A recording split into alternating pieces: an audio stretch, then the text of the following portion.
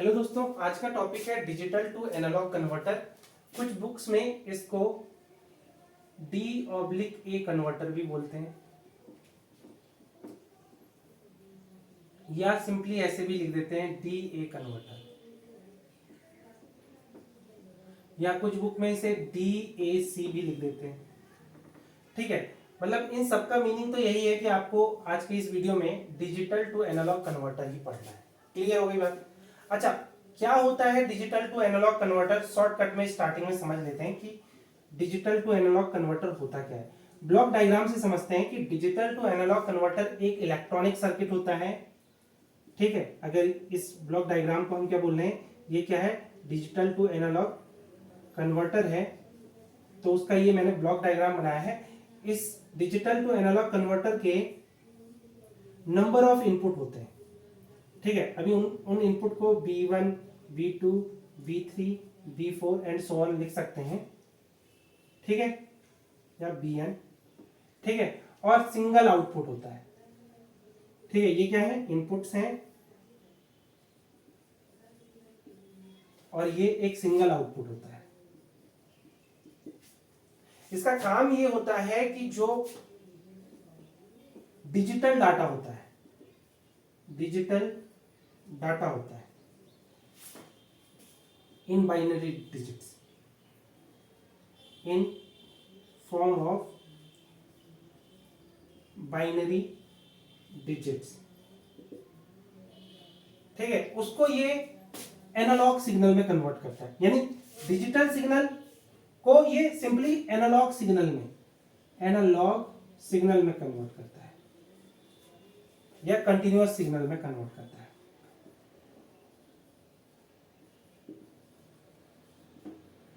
ठीक है, कि मतलब डिटेल में समझते हैं तो फील लेते हैं कि इनपुट में अगर मैंने digital signal in form of binary digits को अप्लाई किया तो उसका मीनिंग क्या है। देखो डिजिटल सिग्नल का मतलब क्या होता है, डिजिटल सिग्नल, ठीक है, या आप इसे डाटा भी बोल सकते हो। इसका मीनिंग ये है कि जो भी वोल्टेज सिग्नल होगा, मीनिंग तो वोल्टेज सिग्नल से ही है, मीनिंग होगा वोल्टेज सिग्नल से, बट उसके two levels, voltage signal of two levels, मतलब ऐसा वोल्टेज सिग्नल जिसके सिर्फ दो ही स्टेट हो, voltage signal of two level oblique states. इसका मीनिंग क्या है? देखो सिंपल सी बात है, यानी वोल्टेज की सिर्फ दो ही वैल्यू पॉसिबल है। अगर हम इनपुट पे कोई सिग्नल अप्लाई कर रहे हैं तो उस जो वोल्टेज सिग्नल होगा उसकी सिर्फ दो ही वैल्यू पॉसिबल है। पहला ऑब्वियस सी बात है 0 वोल्ट, और दूसरा हो सकता है 1 वोल्ट हो, 2 वोल्ट हो, 3 वोल्ट हो, या मैं अभी के लिए 5 वोल्ट स्टैंडर्ड अज्यूम कर ले रहा हूं। तो जो 0, यानी इसका मतलब जो इनपुट पे वोल्टेज सिग्नल हम अप्लाई कर सकते हैं, या तो वो 0 वोल्ट में होंगे या तो वो 4 वोल्ट का होगा। इसके बीच में कोई वोल्टेज हम इस इनपुट पे अप्लाई नहीं कर सकते। तो इन वोल्टेज को हम लेवल बोलते हैं, यानी इसे हम 0 लेवल बोलते हैं और इसे हम 1 लेवल बोलते हैं, या सिंपली इसे बाइनरी में 0 और इसे 1। यानी अगर मैंने इनपुट पे 0 वोल्ट अप्लाई किया है, यानी 0 सिग्नल अप्लाई किया है, और अगर 5 वोल्ट अप्लाई किया है तो बाइनरी में मैंने 1 सिग्नल अप्लाई किया है। अब मीनिंग समझते हैं कि मीनिंग समझने के लिए अभी के लिए मैं अज्यूम कर ले रहा हूं कि ये जो डिजिटल टू एनालॉग कन्वर्टर है उसके 4 इनपुट है, तो इसको मैं मिटा देता हूं। अब समझो कि अगर मैंने इनपुट पे क्या अप्लाई किया है, मैंने इनपुट पे B1, B2, B3, B4 pin पे मैंने ये सिग्नल अप्लाई किया है 0 1 0 1। ठीक है, मैं आपको बताऊं कि बाइनरी में मैंने ये सिग्नल अप्लाई किया, लेकिन डेसिमल में इसका मीनिंग क्या है। डेसिमल बनाने के लिए यहां 1 वेट देते हैं, 1 2 4 8। कहने का मतलब अगर यहां 1 होता तो उसका मीनिंग 8 से होता, यहां 1 है इसका मतलब इसका मीनिंग 4 से है, यहां 0 है इसका मतलब 2 नहीं है, यहां 1 है इसका मतलब 4 एंड 1, इसका मतलब डेसिमल में इसकी वैल्यू क्या है, 5। ठीक है, इसका मतलब समझो कि मैंने इनपुट पे क्या अप्लाई किया है। इनपुट पे अगर मैंने 0 अप्लाई किया है B1 पे, तो इसका मतलब है ये 0 वोल्ट अप्लाई किया है। B1 B2 के जगह मैंने 1 अप्लाई किया, इसका मतलब यहां मैंने 5 वोल्ट अप्लाई किया है। B3 में मैंने 0 अप्लाई किया, इसका मतलब यहां 0 वोल्ट अप्लाई किया है, और B4 में 1 अप्लाई किया, इसका मतलब यहां 5 वोल्ट अप्लाई किया है। ये मीनिंग है।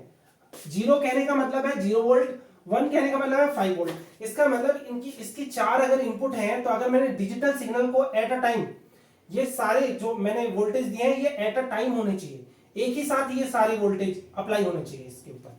तो इसका मीनिंग, अगर जैसी मैंने एक ही साथ एक एट इंस्टेंट ऑफ टाइम जैसी मैंने ये 0 5 वोल्ट 0 वोल्ट 5 वोल्ट अप्लाई किया है, इसका मतलब मैंने क्या अप्लाई किया है इसके 4 इनपुट पे 0 1 0 1। क्लियर हो गई बात? तो जैसे ही ये सिग्नल अप्लाई हुआ है, तो जो इसका आउटपुट होना चाहिए वो प्रोपोर्शनल होना चाहिए 5 के मैग्नीट्यूड के।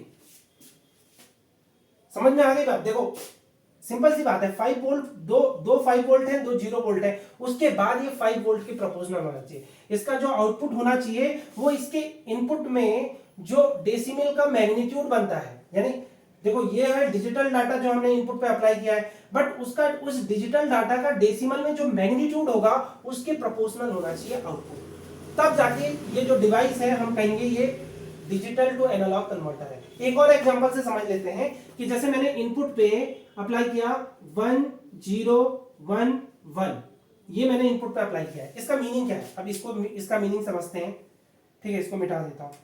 B1 पे मैंने 5 वोल्ट अप्लाई किया है, B2 पे मैंने 0 वोल्ट अप्लाई किया है, B3 पे मैंने 5 वोल्ट अप्लाई किया है और B4 पे मैंने 5 वोल्ट अप्लाई किया है। यानी एक साथ जब मैंने इन 4 पिन पे ये वोल्टेज अप्लाई किए हैं, तो जो इसका आउटपुट होना चाहिए अब इस केस में वो कैसा होना चाहिए? देखो पहले इसकी डेसिमल में वैल्यू समझ लो। डेसिमल में वैल्यू क्या है? 8 के आगे 1 है, इसका मतलब 8। कैसे कैलकुलेट करोगे? 8 और फिर 0, 4 के आगे 0 है तो इसको कुछ कैलकुलेट नहीं करोगे। B3 के आगे है 1, इसका मतलब यहाँ वैल्यू है 2, और B4 के आगे 1, इसका मतलब इसकी वैल्यू है 1, यानी 8 2 और 1 यानी 11, यानी डेसिमल में इसकी वैल्यू क्या है? 11। इसका मतलब जो आउटपुट होगा वो प्रोपोर्शनल होना चाहिए 11 के। अब एग्जैक्टली ऐसा होता नहीं है, बस मेरा कहने का मीनिंग ये है कि जब मैं कोई ऐसा बाइनरी डाटा अप्लाई करूं जिसका मैग्नीट्यूड डेसिमल में लो होगा, तो आउटपुट लो होना चाहिए। क्लियर हो गई बात? यानी यहां पे क्या है? आउटपुट लो है। ठीक है, और अगर जो हम डिजिटल सिग्नल इनपुट पे अप्लाई कर रहे हैं उसका डेसिमल में वैल्यू अगर हाई है, अगर डेसिमल में वैल्यू उसकी हाई है, तो आउटपुट भी हाई होना चाहिए। इसका मतलब जो ये आउटपुट वोल्टेज है वो इस टाइम लो होगा और जो आउटपुट वोल्टेज है वो इस टाइम हाई होगा, मतलब करस्पॉन्डिंग इंक्रीज होना चाहिए। यानी जैसे हम डिजिटल सिग्नल, अगर हम डेसिमल ऐसा डिजिटल सिग्नल अप्लाई कर रहे हैं जिसके डेसिमल में वैल्यू वेरी वेरी लो है, तो आउटपुट भी वेरी वेरी लो होना चाहिए। क्लियर हो गई बात? यानी जैसे जैसे हम डिजिटल सिग्नल अप्लाई कर रहे हैं और उसके डेसिमल में वैल्यू इंक्रीज हो रही है, तो आउटपुट इंक्रीज होते चला जाना चाहिए। और डिजिटल सिग्नल जो हम अप्लाई कर रहे हैं उसकी अगर डेसिमल में, इंपॉर्टेंट बात है डेसिमल में वैल्यू, बाइनरी में क्या वैल्यू है वो तो मैंने यहां लिख दी, डेसिमल में उसकी जो वैल्यू है अगर वो इंक्रीज हो रही है तो आउटपुट इंक्रीज होते चला जाना चाहिए। और इसके इनपुट में जो हम बाइनरी डिजिट अप्लाई कर रहे हैं उसमें अगर डेसिमल की वैल्यू डिक्रीज हो रही है तो आउटपुट भी डिक्रीज होना चाहिए। यानी कुल मिला के क्या समझे कि जो भी हम डिजिटल सिग्नल इसके इनपुट पे अप्लाई कर रहे हैं उसकी डेसिमल में वैल्यू जो भी होगी, आउटपुट प्रोपोर्शनल होना चाहिए उस वैल्यू के। यानी अगर डेसिमल में वैल्यू इनपुट पे इंक्रीज हो रही है तो आउटपुट इंक्रीज होते चला जाना चाहिए, और अगर डेसिमल में वैल्यू डिक्रीज हो रही है तो आउटपुट डिक्रीज होते चला जाना चाहिए। मैंने एक एग्जांपल से समझा दिया। जैसे 5, जैसे 0 1 0 1 में वैल्यू क्या बन रही है? डेसिमल की 5 बन रही है। अगर हमने इनपुट सिग्नल अगर ये अप्लाई किया है तो डेसिमल में इसकी वैल्यू 5 है, इसका मतलब लो है, तो आउटपुट लो होना चाहिए उसके करस्पॉन्डिंग। और इसी तरह से अगर इनपुट सिग्नल अगर मैंने ऐसा अप्लाई किया 1 0 1 1, यानी डेसिमल में इसकी वैल्यू क्या है? 11, तो सिंपल सी बात है उस केस में इसका जो आउटपुट हो वो हाई हो। यानी सिंपल सी बात है, जैसे जैसे, यानी समझने वाली बात है। जैसे जैसे मैं एक बार और मिटा दूं समझने के लिए, ताकि कॉन्सेप्ट क्लियर हो कि अगर मैं इसके आउटपुट वोल्टेज को अभी के लिए ऐसा रिप्रेजेंट कर रहा हूं, तो अगर मैं B1 B2 B3 और B4 ऐसा ले रहा हूं, तो पहले मैं अप्लाई कर रहा हूं 0 0 0, तो उस केस में जो आउटपुट हो वो अगर मैं V0 से रिप्रेजेंट कर रहा हूं, ठीक है, यानी इस केस में ये इनपुट है, यहां पे मैंने क्या लिखा है, इनपुट की वैल्यू डाल रखी है, ठीक है, 0 0 0 1, तो जो इसका आउटपुट है उस केस में अगर ये V1 हो तो मैं बता दूं यहां पे V1 is greater than V0 होना चाहिए। इसी तरह से अगर मैंने यहां 0 0 1 0 अप्लाई किया है, ठीक है, अब सिंपल सी बात है, इसकी डेसिमल में वैल्यू क्या है 0, इसकी क्या है 1, इसकी क्या है 2, तो जैसी मैंने ऐसा सिग्नल अप्लाई किया तो जो इस केस में जो आउटपुट होगा अगर वो V2 है तो वो कैसा होना चाहिए, V2 is greater than V1, V2 is greater than V1 and V1 is greater than V0, ऐसा। इसी तरह से अगर मैंने 3 अप्लाई किया यानी 0 0 1 1, तो आउटपुट जो होना चाहिए उस केस में अगर मैं अज्यूम कर लेता हूं वोल्टेज V3 आ रहा है तो V3 की सिचुएशन कैसी होनी चाहिए, V3 is greater than V2 is greater than V1 and V1 is greater than V0, इस सिचुएशन को सेटिस्फाई करें। ऐसे अगर मैंने 4 अप्लाई किया है 0 1 0 0, तो ऑब्वियस सी बात है 4 अप्लाई करने का मतलब समझो ना, मैंने सिर्फ 5 वोल्ट अप्लाई किया है, मैंने 5 वोल्ट किस पे अप्लाई किया है, V2 पे, यानी यहां पे 5 वोल्ट अप्लाई किया है और इन सबको 0 रखा है, मतलब सिंपल सी बात है, इनपुट पे जो वोल्टेज है उसका आउटपुट से जो रिलेशन है वो कुछ इस तरह से है कि उसकी जो डेसिमल वैल्यू है उसके प्रोपोर्शनल है, ये नहीं कि डिजिटल सिग्नल के प्रोपोर्शनल, नहीं नहीं, डिजिटल सिग्नल के प्रोपोर्शनल नहीं होना चाहिए आउटपुट, आउटपुट प्रोपोर्शनल होना चाहिए डिजिटल सिग्नल का जो डेसिमल में मैग्नीट्यूड बनता है उसके प्रोपोर्शनल होना चाहिए, जैसे कि मैंने यहां समझाया है कि अगर 4 है तो सिंपल सी बात है, देखो यहां पे 2 बार मैंने 5 वोल्ट अप्लाई किया, देखो सिंपल सी बात है,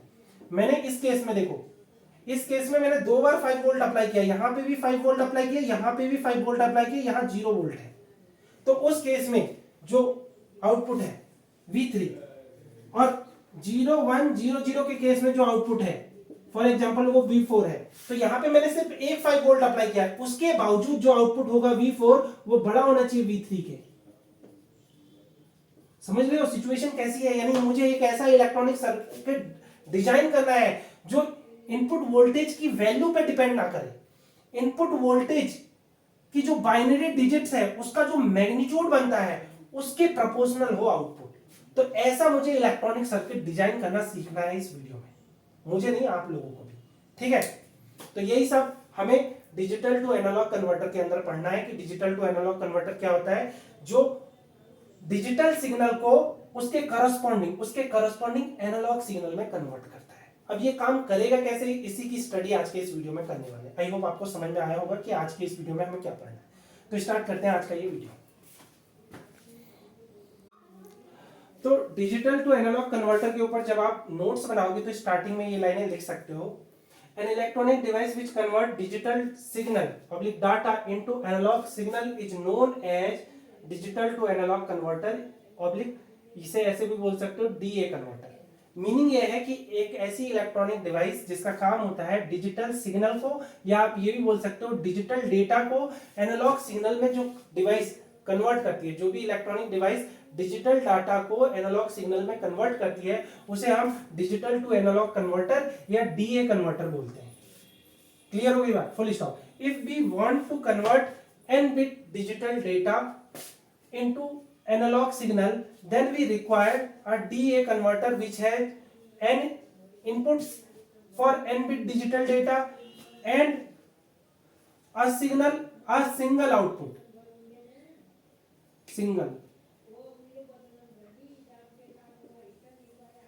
a single output for corresponding analog signal, ठीक है, फुल स्टॉप। इस लाइन का मतलब समझो, देखो सिंपल सी बात है, जो डिजिटल डेटा होता है वो डिपेंड करता है नंबर ऑफ बिट्स पे। देखो सिंपल सी बात है, अगर मैं डिजिटल डेटा की बात करूं, डाटा की बात करूं, तो वो डेटा 2 बिट का होता है, 2 बिट का भी हो सकता है। 2 बिट का कहने का मतलब है उसमें सिर्फ B1 B2 हो, यानी सिग्नल कैसा हो सकता है 0 0 0 1 1 0 1 1, ये क्या हो गया हमारा 2 बिट डेटा हो गया। लेकिन ये डेटा जैसे जैसे बिट्स बढ़ाएंगे तो ये डेटा का लेंथ भी इंक्रीज होता जाएगा, जैसे B1 B2 B3।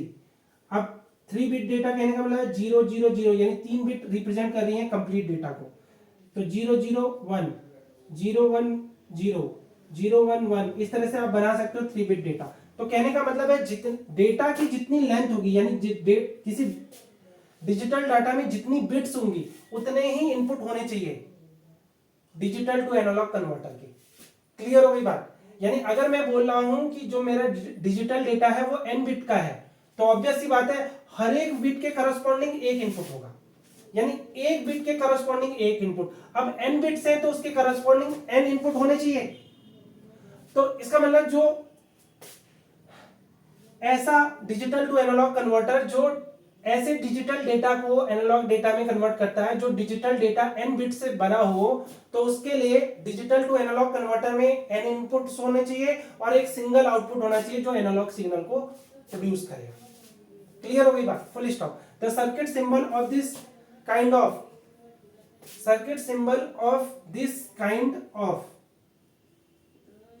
Of D A converter is given by digital to analogue converter का जो सर्किट सिंबल है वो ऐसा होता है। क्लियर हो गई बात? बनाना सीख लो। ठीक है, यानी इसके जो इनपुट होंगे वो अभी के लिए मैं इधर को शो कर देता हूं। कुछ जगह मैंने ऐसा भी देखा है कि इनपुट यहां से शो किए गए हैं। ठीक है, तो आपकी चॉइस है। तो ये इनपुट है B1 B2 B3 B4 up to Bn। ठीक है, n इनपुट हो गया और एक सिंगल आउटपुट हो गया, ये आउटपुट हो गया, आउटपुट वोल्टेज। क्लियर हो गई बात? अच्छा, अब डिजिटल डेटा में एक बात होती है, यानी जब भी हम डिजिटल डाटा की बिट्स की बात करते हैं तो 2 बिट बहुत इंपॉर्टेंट होती हैं ये पता लगाने के लिए कि डेटा किस तरह से दिया जा रहा है, इस तरह से दिया जा रहा है या इस तरह से दिया जा रहा है ना? यानी डेटा देने का भी तो मेथड होगा ना। कहने का मतलब फॉर एग्जांपल मैं बोलूं 32, तो 32 में ये क्या कहते हैं 1 के करस्पॉन्डिंग है और ये 10 के करस्पॉन्डिंग है, यानी यहां पे 30 और प्लस 2 तब बना ये 32, यानी ये जो 3 है वो 10 के करस्पॉन्डिंग है और जो 1 है वो जो 2 है वो 1 के करस्पॉन्डिंग है। यानी इसी तरह से यानी इनका वेट, ये 3 नंबर का वेट 10 के करस्पॉन्डिंग है और जो 2 नंबर का वेट है वो 1 के करस्पॉन्डिंग है। वेट कहने का मतलब क्या है, ये 32 को लिखने का तरीका क्या है, 3 इंटू 10 प्लस 2 इंटू 1, यानी ये हुआ 32। और अच्छी तरह से समझते हैं कि जैसे मेरे पास है 3 2 1, ठीक है, एक डेसिमल नंबर है, तो इसमें 3 का वेट है 100 के करस्पॉन्डिंग, 2 का वेट है 10 के करस्पॉन्डिंग और 1 का वेट है 1 के करस्पॉन्डिंग। तो इसको लिखने का तरीका है 3 इंटू 100 प्लस 2 इंटू 10 और प्लस 1 इंटू 1, तो क्या हो जाएगा ये 321। तो कहने का मतलब क्या है कि जब भी हम कोई नंबर लिखते हैं तो उनका वेट किस पोजीशन पे है, यानी वो नंबर किस पोजीशन पे है। अब सिंपल सी बात है, जो ये B2 है वो किस पोजीशन पे है डिजिटल सिस्टम में। डिजिटल सिस्टम में पोजीशन अब समझते हैं, मैं मिटा दूं इसको, इसके लिए समझते हैं, 3 बिट के लिए समझते हैं। ठीक है, 3 बिट के करस्पॉन्डिंग जैसे ये B1 B2 B3, तो B3 1 के करस्पॉन्डिंग है, B2 2 के करस्पॉन्डिंग है और B1 4 के करस्पॉन्डिंग है। जैसे कहने का मतलब क्या है कि अगर मैं एक नंबर लिख रहा हूं 011, तो इसका मतलब क्या है, ये डेसिमल में कैसे पता करेंगे कि 0 into 4 plus 1 into 2 plus 1 into 1, तो कितना रिजल्ट आएगा, इसका रिजल्ट आएगा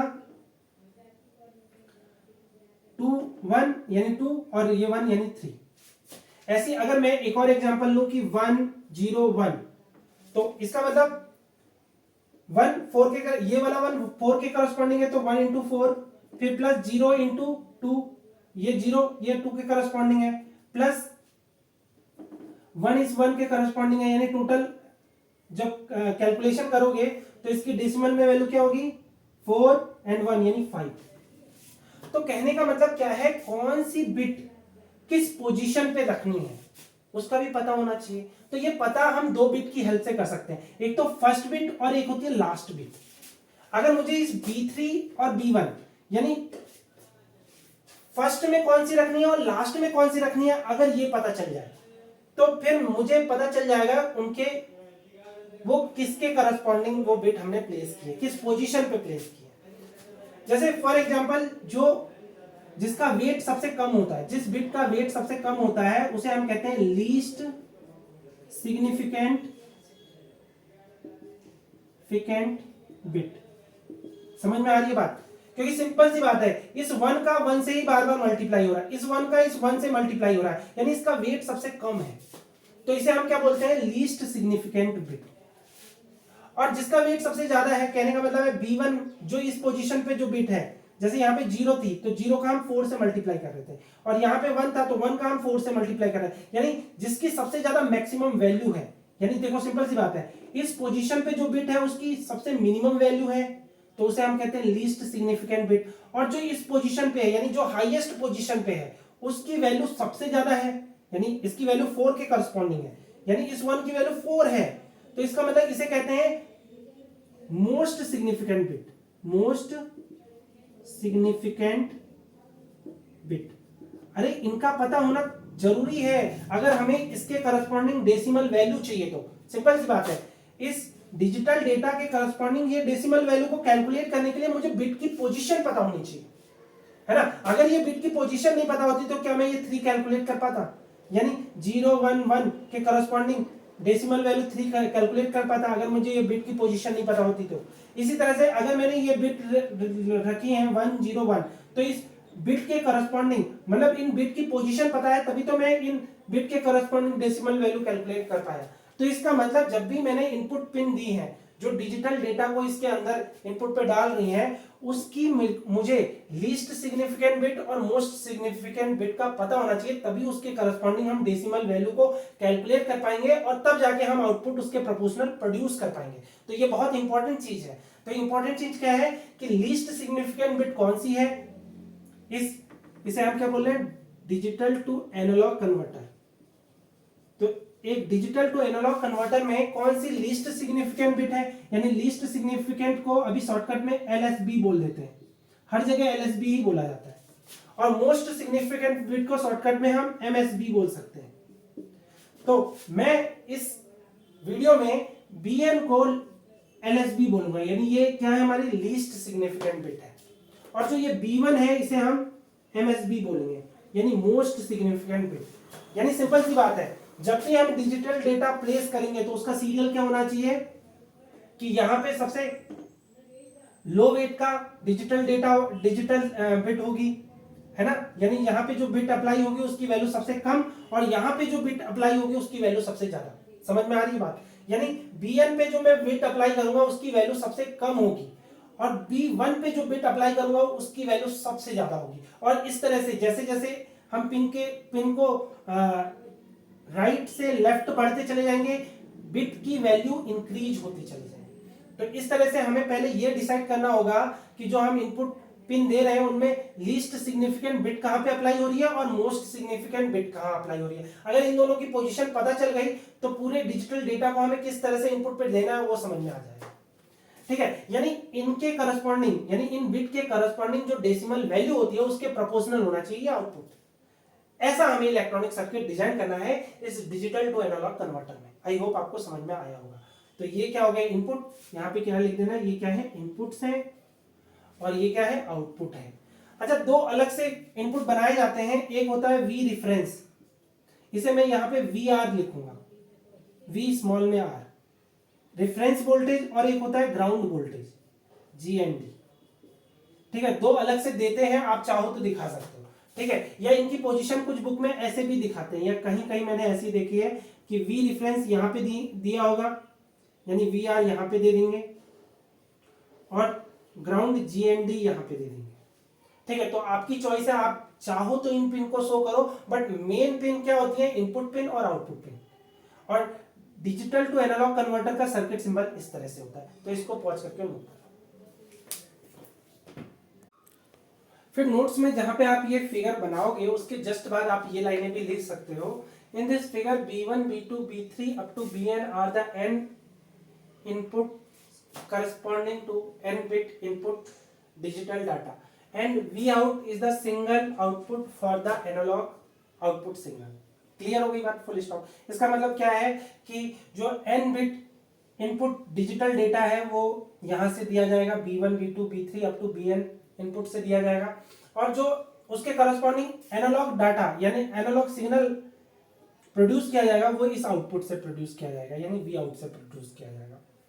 full stop. Each digital input required an electronic signal representing either a logic 1 और लॉजिक 0। कहने का मतलब है जो यहाँ पे जो इनपुट पे हम जो इलेक्ट्रॉनिक सिग्नल देंगे वो इस तरह से देना पड़ेगा जो सिर्फ दो ही स्टेट का हो, यानी वो 0 लॉजिक भी रिप्रेजेंट करे या 1 लॉजिक रिप्रेजेंट करे, यानी इनके बीच में कोई वोल्टेज नहीं होना चाहिए, या तो वोल्टेज 0 को रिप्रेजेंट करे या तो वोल्टेज 1 लॉजिक को रिप्रेजेंट करे। ऐसा इनपुट वोल्टेज सिग्नल हमें यहाँ इनपुट पे देना पड़ेगा इस डिजिटल टू एनालॉग कन्वर्टर में, ठीक है।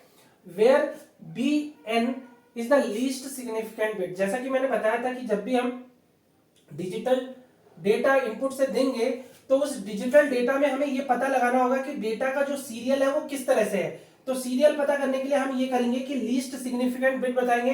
तो इस D to A कन्वर्टर में जो लीस्ट सिग्निफिकेंट बिट है वो Bn है और and B1 is the most significant bit, और जो मोस्ट सिग्निफिकेंट बिट है वो B1 है, यानी Bn जो इनपुट है वो लीस्ट सिग्निफिकेंट बिट इस पे डाली जाएगी और जो B1 है उसमें मोस्ट सिग्निफिकेंट बिट डाली जाएगी इनपुट डिजिटल डेटा की। क्लियर हो गई बात? अभी मैंने समझाया था इस बात को, तो यहां तक पहुंच करके नोट कर लो।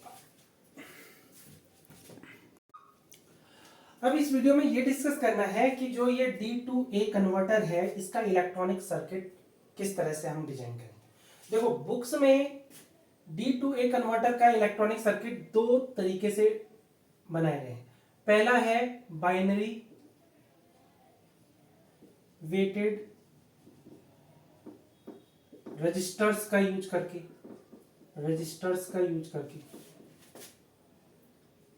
ठीक है।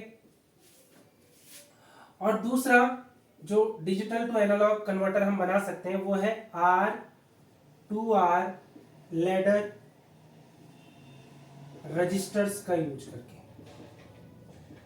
ठीक है। वैसे इसके अलावा और भी सर्किट्स पॉसिबल है डिजिटल टू एनालॉग कन्वर्टर के, बट आपकी बुक में मेनली ये दो टाइप के सर्किट डिस्कस किए गए होंगे।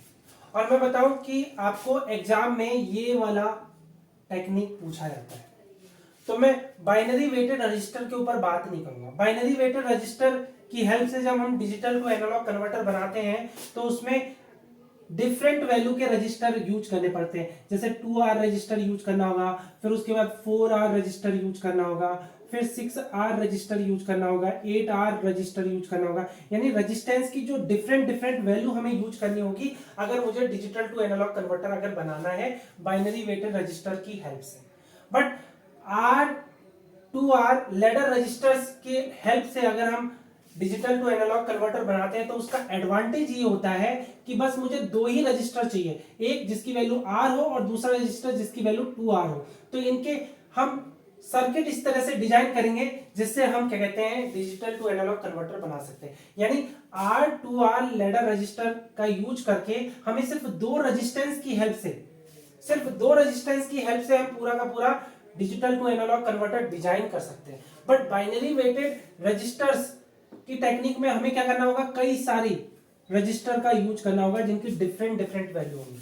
तो ऑब्वियस सी बात है कि ये एक तरह से डिसएडवांटेज हो गया। एडवांटेज यही है कि मेरे पास रेजिस्टेंस बस दो ही हैं और वो दो रेजिस्टेंस की हेल्प से मैं पूरा का पूरा डिजिटल टू एनालॉग कन्वर्टर अगर बना सकता हूं तो वो टेक्निक ज्यादा यूजफुल है। और इसलिए भी यूजफुल है क्योंकि सिंपल सी बात है, दो रेजिस्टेंस की वैल्यू हम कैसे भी अरेंज कर सकते हैं, लेकिन डिफरेंट रेजिस्टेंस की वैल्यू हम अरेंज नहीं कर सकते। चाहे आप सिंपल इलेक्ट्रॉनिक सर्किट की बात कर लो या किसी आईसीज की बात कर लो कि किसी आईसी में अगर 2R 4R 6R 8R इस तरह से रेजिस्टेंस अगर फैब्रिकेट करना हो वो ज्यादा टफ काम है, लेकिन अगर किसी आईसी में सिर्फ दो रेजिस्टेंस ही डेवलप करने हो तो वो इजी काम है। तो सिंपल सी बात है, R2R रजिस्टर के अपने बहुत सारे एडवांटेजेस थे, इस वजह से हम आज के इस डिजिटल टू एनालॉग कन्वर्टर के वीडियो में हम R2R लैडर रजिस्टर की हेल्प से ही डिजिटल टू एनालॉग कन्वर्टर बना के देखने वाले, ठीक है। बाइनरी वेटेड रजिस्टर के ऊपर हम इस वीडियो में बात नहीं करेंगे। अगर आप डिमांड करोगे तो मैं जरूर डाल दूंगा, लेकिन मुझे नहीं लगता कि इसकी जरूरत है। आपको simply digital to analogue converter पढ़ना है तो कोई एक कन्वर्टर पढ़ लो ना, जरूरी थोड़ी ना है आप दोनों कन्वर्टर डिस्कस कर लो। ठीक है, तो सिंपल सी बात है, हम R to R ladder register की हेल्प से डिजिटल टू एनालॉग कन्वर्टर यहाँ पे इस वीडियो में बनाएंगे। यानी इस टेक्निक में हमें सिर्फ दो रेजिस्टेंस की जरूरत पड़ेगी। उन दो रेजिस्टेंस का हम इस तरह से इलेक्ट्रॉनिक सर्किट डिजाइन करेंगे जिससे हम अगर इनपुट पे बाइनरी डेटा अगर डालें तो आउटपुट उसके करस्पॉन्डिंग एनालॉग सिग्नल प्रोड्यूस करने लग जाए। ठीक है, तो ये कैसे बनाना है उसको समझ लेते हैं। तो फिर आगे आप नोट्स में हेडिंग डालोगे R to R ladder D to A converter, यानी R to R ladder digital to analogue converter, ये भी नाम लिख सकते हो। इसमें आप नोट्स में ये लिख सकते हो R to R ladder digital to analogue converter uses only two values of registers such that R and two R, यानी दो ही रजिस्टर का हम यूज करके डिजिटल टू एनालॉग कन्वर्टर अगर बना रहे हैं तो वो कौन सा कन्वर्टर है, वो R to R ladder D to A converter है। Full stop. For simplicity consider 4 bit D to A converter, full stop. यानी अब यहाँ पे हम जो converter digital to analogue converter बना रहे हैं वो 4 बिट का है। ठीक है, तो ये 4 बिट का जो डिजिटल टू एनालॉग कन्वर्टर है उसमें क्या क्या होगा उसके बारे में समझते हैं। It consist 4 switches which can be on or off when 4 bit digital input signal is applied। यानी जब भी हम 4 बिट का इनपुट डिजिटल सिग्नल अप्लाई करेंगे तो 4 स्विच होंगे इसके अंदर, जो ऑन होंगे ऑफ होंगे डिपेंड करता है कि हमने कौन सा डिजिटल इनपुट सिग्नल अप्लाई किया था। ठीक है, यानी उसमें 0101 का कॉम्बिनेशन कैसा था।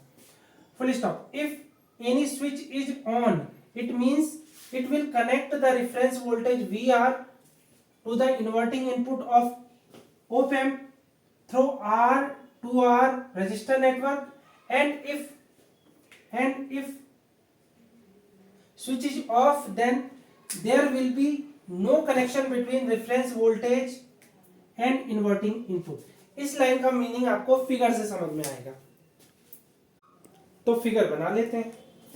फिगर में एक ऑपरेशनल एम्पलीफायर होगा। ऑपरेशनल एम्पलीफायर का सर्किट सिंबल एक ट्रायंगल होता है, इसके दो इनपुट होते हैं। निगेटिव इनपुट को इन्वर्टिंग इनपुट बोलते हैं और पॉजिटिव इनपुट को नॉन इन्वर्टिंग इनपुट बोलते हैं। इसको हमें सिंपली ग्राउंड पे कर लेना होता है, और जो इन्वर्टिंग इनपुट होता है यानी जो निगेटिव इनपुट होता है उस पे हमें रेफरेंस वोल्टेज को कनेक्ट करना है, लेकिन स्विच की हेल्प से। इन लाइनों का मीनिंग इसी फिगर से क्लियर होगा। ठीक है, तो पहले बना लेते हैं। अब सिंपल सी बात है, मैंने बताया था वैसे तो ऑपरेशनल एम्पलीफायर के ऊपर मैंने कई सारे वीडियो अपलोड किए हैं, उन सभी वीडियो में मैंने यही बताया है कि जो ऑपरेशनल एम्पलीफायर का जो निगेटिव फीडबैक कॉन्फ़िगरेशन होता है वही काम का होता है, क्योंकि उसकी गेन को हम कंट्रोल कर सकते हैं। अदरवाइज ऑपरेशनल एम्पलीफायर की जो गेन होती है वो वेरी लार्ज होती है, इस वजह से वो यूज नहीं होता है। तो निगेटिव फीडबैक कॉन्फ़िगरेशन के साथ ही हमें ऑपरेशनल एम्पलीफायर का अक्सर यूज करना पड़ता है। तो ऑब्वियस सी बात है कि अगर मैं 4 बिट का डिजिटल टू एनालॉग कन्वर्टर बनाना चाह रहा हूं तो मुझे 4 पैरेलल रजिस्टर चाहिए इस तरह से। ठीक है,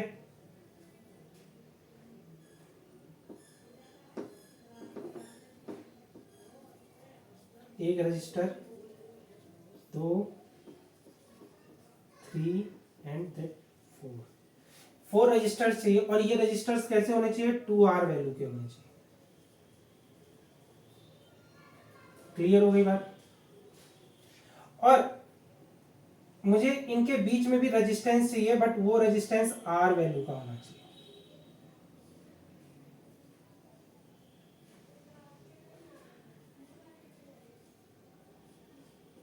इसको ग्राउंड से कनेक्ट कर दें। ये 2R होना चाहिए, और 2R और 2R के बीच में जो रेजिस्टेंस होना चाहिए वो R होना चाहिए, इस तरह से। ठीक है, अब यहां पे होना चाहिए रेफरेंस वोल्टेज जो हमें VR अज्यूम करना है। ठीक है, अब स्विच होने चाहिए। स्विच कहने का मतलब है जो इसको या तो ग्राउंड से कनेक्ट करें या तो इससे कनेक्ट कर दें। ठीक है, यहां पे एक ग्राउंड टर्मिनल बना देता हूं।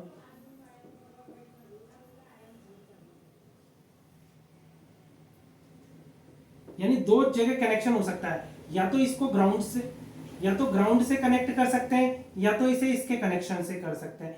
ऐसे यहां पे भी बना देते हैं।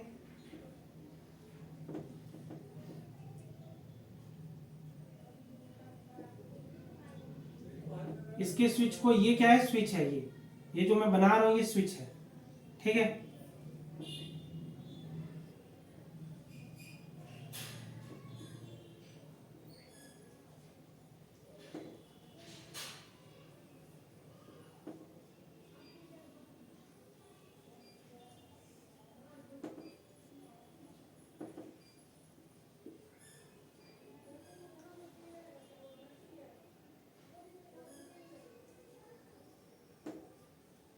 अब समझो ये स्विच है, ठीक है। अभी के लिए मैं इनका नाम दे देता हूं कि ये क्या है, S1 है, ये S2 है, ये S3 है और ये S4 स्विच है, ठीक है। अब अगर सिंपल सी मीनिंग है, इनका मीनिंग समझो कि अगर मैंने स्विच को ऑन करा है तो ये ऑन कब होगा, जब इनपुट पे 1 अप्लाई किया हो, ठीक है।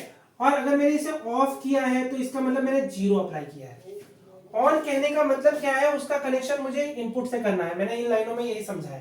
देखो, if any switch is on it means it will connect the reference voltage. Reference voltage क्या है, VR, to the inverting input of op amp through R to R register network. कहने का मतलब ये जो है ये R to R register network है। तो इसका काम क्या है, ये स्विच अगर ऑन रहेगा तो इसका मतलब इसका जो ये कनेक्शन है ये इधर से कनेक्ट हो जाएगा, ठीक है। अगर ये ऑफ है तो इसका इससे कनेक्शन हो जाएगा, ठीक है। This is on and this is of. I hope आपको क्लियर हुआ होगा ऑन ऑफ का मतलब। ऑन कहने का मतलब है रेफरेंस वोल्टेज इन्वर्टिंग इनपुट से ऐसे कनेक्ट हो जाएगा, और ऑफ कहने का मतलब है रेफरेंस वोल्टेज इन्वर्टिंग इनपुट से डिस्कनेक्ट हो जाएगा, बिकॉज उसे तो हमने ग्राउंड से कनेक्ट कर दिया है, ठीक है। ये है, इसे आप GND यहां लिख सकते हो। कुछ बुक में इसको इस तरह से ले आके ऐसे प्लेस किया गया है, तो आपकी चॉइस है। मैं तो सर्किट डायग्राम बस ऐसा ही बना रहा हूं कि इनपुट अप्लाई करने का मतलब है हम यहां पे स्विच को इनकी पोजीशन दे रहे हैं। इनपुट अप्लाई करने का मतलब है स्विच को ऑन कर रहे हैं, यानी इनपुट अगर फॉर एग्जांपल मैंने ये अप्लाई किया है S1 S2 S3 S4 पे मैंने इनपुट अप्लाई किया है B1 B2 B3 B4, तो इसकी वैल्यू होगी, स्विच को ऑन ऑफ करने के लिए मुझे B1 B2 B3 B4 की वैल्यू अप्लाई करनी होगी। तो फॉर एग्जांपल 1 0 1 1 1 0 1 0 अगर मैंने ऐसा इनपुट बिट अप्लाई की है इनपुट पिन पे, तो क्या हो जाएगा, स्विच S1 को मुझे 1 पे मतलब B इनपुट अगर B1 है, B1 की वैल्यू 1 है, तो इसका मतलब स्विच S1 क्या होगा, ऑन होगा।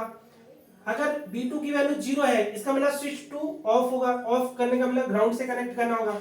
अगर S3 की वैल्यू अगर B3 की वैल्यू 1 है, इसका मतलब स्विच S3 ऑन होगा। ऑन होगा कहने का मतलब इसे इन्वर्टिंग इनपुट से कनेक्ट करना होगा। और अगर B4 की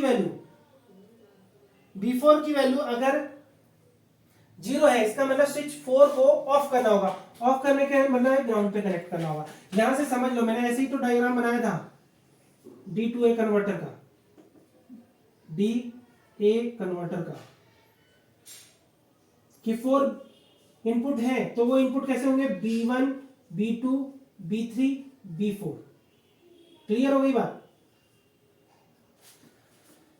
अब सिंपल सी बात है, B1 B2 B3 B4 की जब हम वैल्यू यानी इनपुट डेटा जब प्लेस करेंगे, तो अगर 1 होगा तो स्विच को ऑन करेगा, 0 होगा तो स्विच को ऑफ करेगा। ऑन करने का मतलब क्या है कि रेफरेंस वोल्टेज को ऑपरेशनल एम्पलीफायर के इनपुट से कनेक्ट कर रहा है, इन्वर्टिंग इनपुट से कनेक्ट कर रहा है। और 0 कहने का मतलब है स्विच ऑफ होगा उस केस में, और इसका मतलब ये है कि रेफरेंस वोल्टेज का कोई भी कनेक्शन ऑपरेशनल एम्पलीफायर के इन्वर्टिंग इनपुट पे नहीं होगा। तो इस तरह से R2R ladder digital to analogue converter का फिगर आप बना के एग्जाम में आ सकते हो। ये फिगर आप बना सकते हो। क्लियर हो गई बात। अब इसकी कैलकुलेशन भी तो करके दिखानी होगी कि कैसे हम इन पे अगर बाइनरी इनपुट डाटा अगर डालें तो कैसे आउटपुट उसके प्रोपोर्शनल होगा, वो भी समझते हैं मैथमेटिकली। ठीक है, तो यहां तक पहुंच करके नोट करना। तो R2R ladder digital to analogue converter का फिगर तो हमने देख लिया, बट अब ये जो सर्किट है वो काम कैसे करेगा।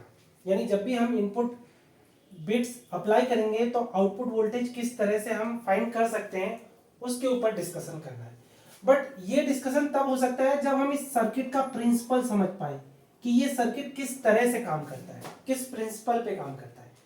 ठीक है, तो उसी को मैंने यहाँ नोट्स में भी लिखा है, आप हेडिंग डाल सकते हो, यानी इसकी वर्किंग को समझने के लिए आप हेडिंग डाल सकते हो वर्किंग प्रिंसिपल। इसमें आप नोट्स में लिख सकते हो in this DA converter each bit of digital input signal connects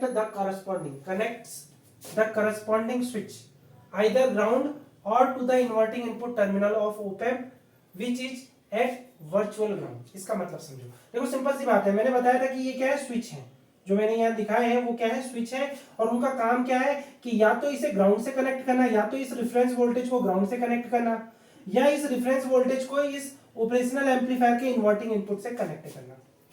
ठीक है, अब प्रिंसिपल क्या है, प्रिंसिपल ये है कि हम ऑपरेशनल एम्पलीफायर के बारे में ये जानते हैं कि ऑपरेशनल एम्पलीफायर के अगर इस इनपुट को मैं V1 बोलूं और इसे मैं V2 बोलूं, यानी इन्वर्टिंग इनपुट पे जो वोल्टेज है उसको अगर मैं V2 बोलूं और नॉन इन्वर्टिंग इनपुट पे जो वोल्टेज है वो V1 है, तो ऑपरेशनल एम्पलीफायर की एक खास बात होती है कि अगर V1 जीरो पे है यानी ग्राउंड वोल्टेज पे है तो V2 ऑटोमेटिकली ग्राउंड पे आ जाता है। इस कंडीशन को ही हम कहते हैं वर्चुअल ग्राउंड, वर्चुअल ग्राउंड कहते हैं।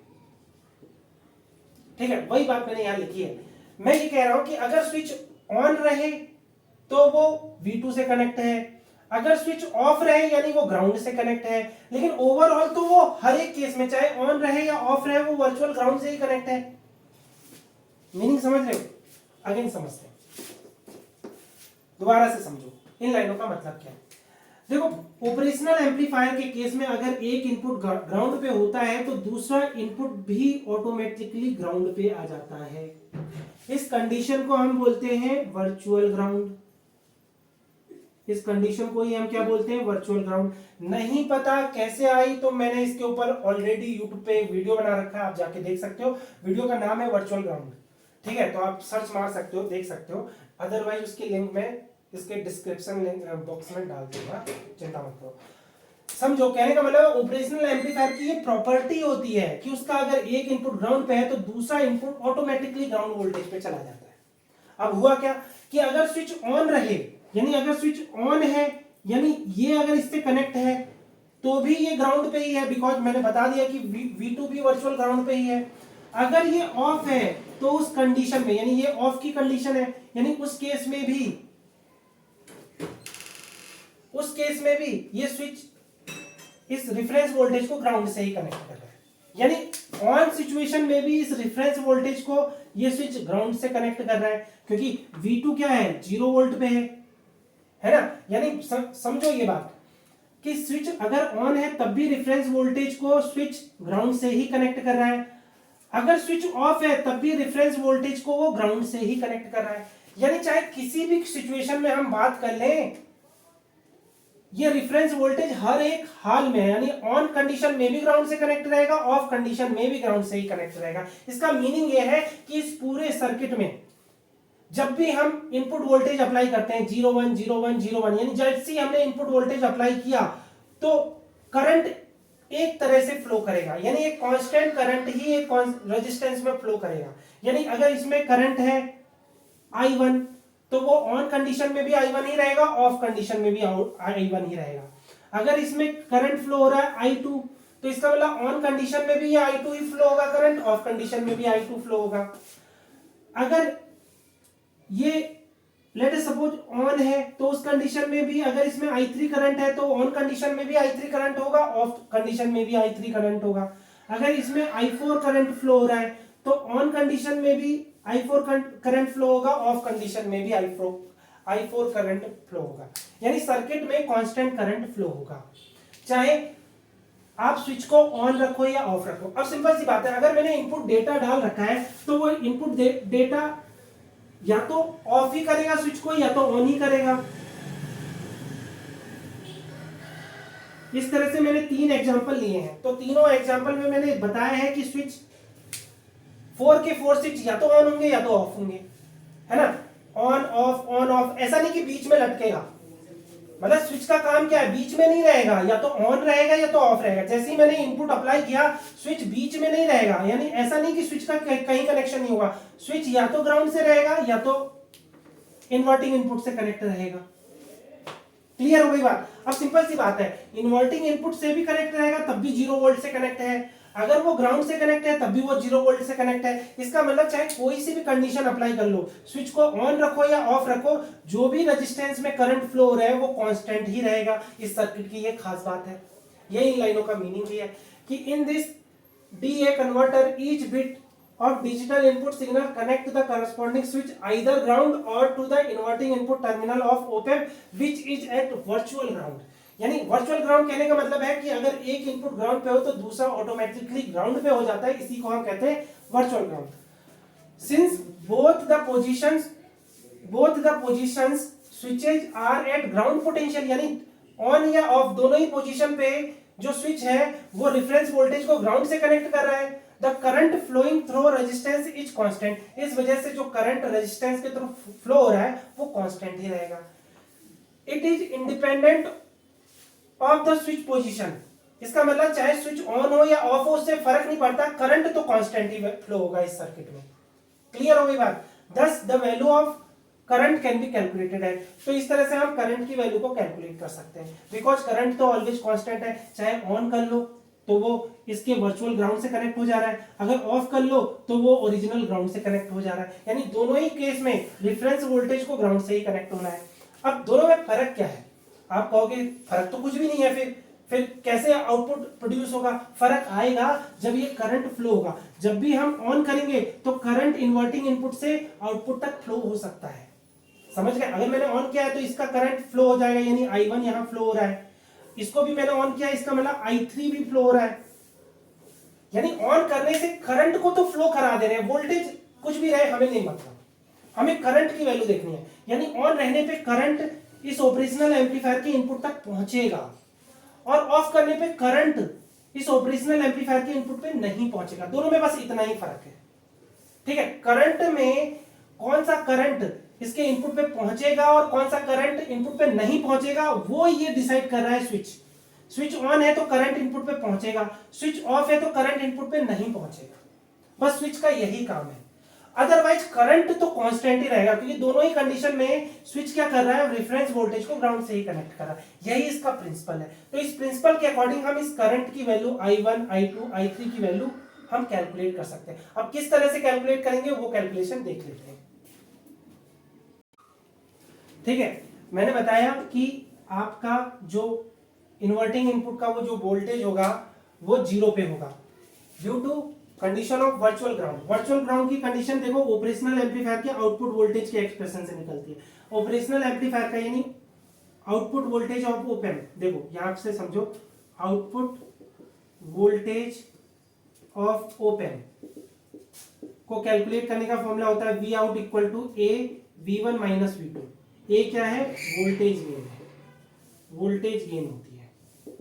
और आइडियल ओप एम्प के लिए यानी आइडियल ऑपरेशनल एम्पलीफायर के लिए जो गेन होती है यानी ए की वैल्यू इंफिनिटी होती है। तो इससे क्या पता चला, V out upon A is equal to V1 minus V2। ठीक है, अच्छा ए इंफिनिटी है यानी इसका मतलब ये क्या हो जाएगा, V1 minus V2 equal to 0 हो जाएगा, बिकॉज ए की वैल्यू तो इंफिनिटी है। इसका मतलब V1 इक्वल टू V2 यानी एक आइडियल ऑपरेशनल एम्पलीफायर के लिए, यानी एक आइडियल ऑपरेशनल एम्पलीफायर के लिए दोनों इनपुट पे जो वोल्टेज होगा वो इक्वल होगा।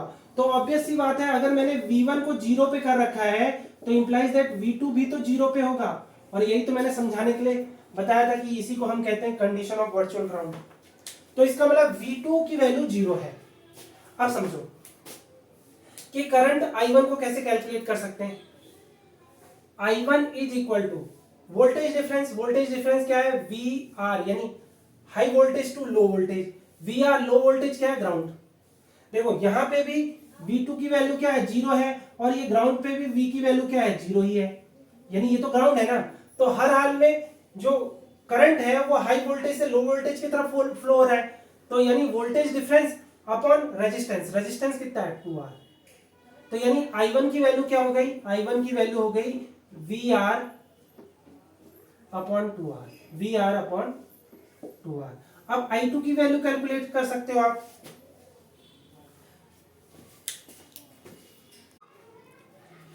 तो इस I2 की वैल्यू को कैलकुलेट करने के लिए आपको यहाँ का वोल्टेज पता होना चाहिए। देखो सिंपल सी बात है, रेफरेंस वोल्टेज यहाँ पे अप्लाई करो या यहाँ पे अप्लाई करो, बात तो बराबर है। यानी इस टर्मिनल पे रेफरेंस वोल्टेज है VR, लेकिन अगर मुझे करंट I2 मेजर करना है तो यहाँ पे वोल्टेज मुझे निकालना पड़ेगा। अगर उसे अज्यूम करूं V डैश, तो I2 करंट की वैल्यू क्या हो जाएगी, V डैश ग्राउंड वोल्टेज यानी voltage difference upon resistance 2R। I2 ऐसे कैलकुलेट कर पाओगे। इसी तरह से I3 को कैलकुलेट करने के लिए आपको इस टर्मिनल पे वोल्टेज पता होना चाहिए। अगर मैं उसे V डबल डैश बोलूं तो वो क्या हो जाएगा, हाई वोल्टेज यानी V डबल डैश और लो वोल्टेज यानी 0 वोल्ट, यानी वोल्टेज डिफरेंस अपॉन बीच का रेजिस्टेंस। I3 इस तरह से कैलकुलेट होगा। इसी तरह से I4 कैसे कैलकुलेट होगा, अगर यहाँ पे वोल्टेज V ट्रिपल डैश हो तो हाई वोल्टेज यानी V triple dash minus low voltage यानी वोल्टेज डिफरेंस अपॉन रेजिस्टेंस। तो ऑब्वियस सी बात है, I1 तो हमने बड़े इजीली मेजर कर लिया, लेकिन I2, I3, I4 को मेजर करने के लिए हमें इन टर्मिनल्स पे क्या चाहिए, वोल्टेज मेजर करना पड़ेगा। तो उसको मेजर करने के लिए मैं आपको बताऊं, पहले हमें टोटल करंट को मेजर करना है जो इस रेफरेंस वोल्टेज की वजह से सर्किट में फ्लो हो रहा है। तो इफ टोटल करंट, तो आप ये सब बताने के बाद लिखोगे if total current which flow in the circuit due to reference voltage is I, then if total current which flow in the circuit due to reference voltage VR is I, then I is equal to voltage upon resistance, equivalent resistance of the circuit. यानी ये total current जो इस reference voltage की वजह से circuit पूरे circuit में flow हो रहा है वो कैसे निकाल सकते हैं, रेफरेंस वोल्टेज VR अपॉन इस सर्किट का जो टोटल इक्विवेलेंट रेजिस्टेंस है वो मेजर कर ले। यानी इस करंट को इस फॉर्मूले से निकाल सकते हैं। ठीक है, अब इस सर्किट का इक्विवेलेंट रेजिस्टेंस कैसे मेजर करना है वो भी देख लेते हैं। तो समझो ये जो सर्किट है वो कैसा है, देखो 1 2 3 4 रेजिस्टेंस सीरीज में है, 1 2 3 एंड 4 रेजिस्टेंस सीरीज में है। ठीक है, और यहां से हमारा टोटल करंट I फ्लो हो रहा है। ठीक है, और ये जो सीरीज में रेजिस्टेंस है उनकी वैल्यू क्या है, R है, और इन्हीं के पैरेलल में 2R रेजिस्टेंस है। ठीक है, अच्छी तरह से बनाओ।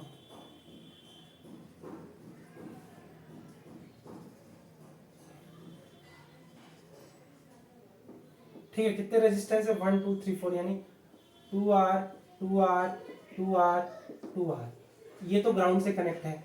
अच्छा, अब खास बात ये है इस फिगर में कि चाहे स्विच ऑन रहे या ऑफ रहे, दोनों 0 वोल्ट से ही तो कनेक्ट होंगे, 0 वोल्ट से ही तो कनेक्ट होंगे, चाहे ऑन रहे या ऑफ रहे। यानी हर एक केस में चाहे स्विच ऑन रहे या ऑफ रहे, ये ग्राउंड से ही कनेक्ट होने वाले हैं।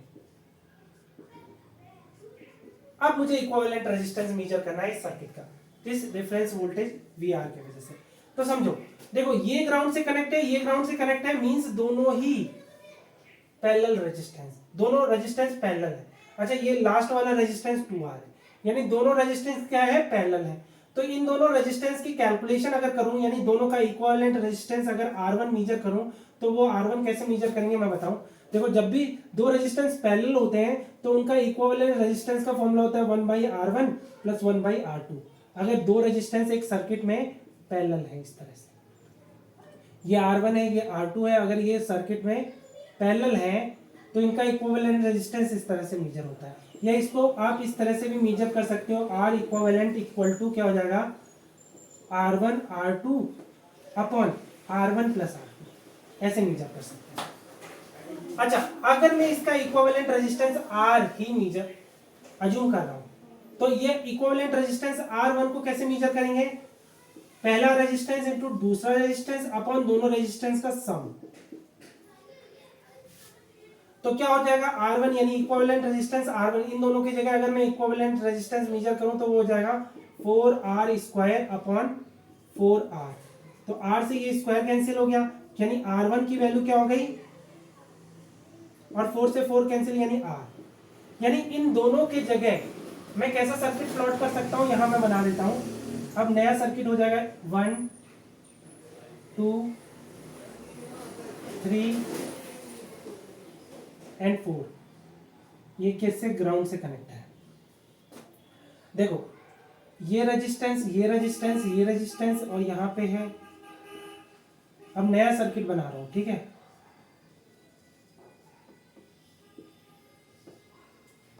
देखो सिंपल सी बात है, ये वाला वायर नहीं दिखना चाहिए, अब 3 वायर दिखने चाहिए ग्राउंड की तरफ, ठीक है। 3 वायर दिखने चाहिए ग्राउंड की तरफ, क्योंकि इन दोनों को रिप्लेस कर दिया मैंने एक R से, ठीक है। यानी इन दोनों की जगह अगर मैं एक रेजिस्टेंस R अज्यूम कर लूं तो सर्किट ऐसा हो जाएगा, और यहाँ पे रिफरेंस वोल्टेज है ना, VR। क्लियर हो गई बात। यानी इन दोनों रेजिस्टेंस की जगह उनका इक्विवेलेंट रेजिस्टेंस R1 मैंने मेजर कर दिया। R1 की वैल्यू क्या है, R के इक्वल है। अच्छा, ये दोनों रेजिस्टेंस सीरीज में है, तो सीरीज वाले रेजिस्टेंस को हम डायरेक्टली ऐड कर सकते हैं। यानी इन दोनों रेजिस्टेंस की जगह मैं सिंगल एक रेजिस्टेंस 2R ले सकता हूं, और ये सब क्या है, 2R 2R 2R है। यानी इन दोनों रेजिस्टेंस की जगह, यानी सिंपल सी बात है, इन दोनों को सॉल्व करने के बाद फिगर कुछ ऐसा बन जाएगा, या उस फिगर को मैं इसको मिटा दूं, यानी उस फिगर को मैं ऐसा भी बना सकता हूं। कैसे बना सकता हूं,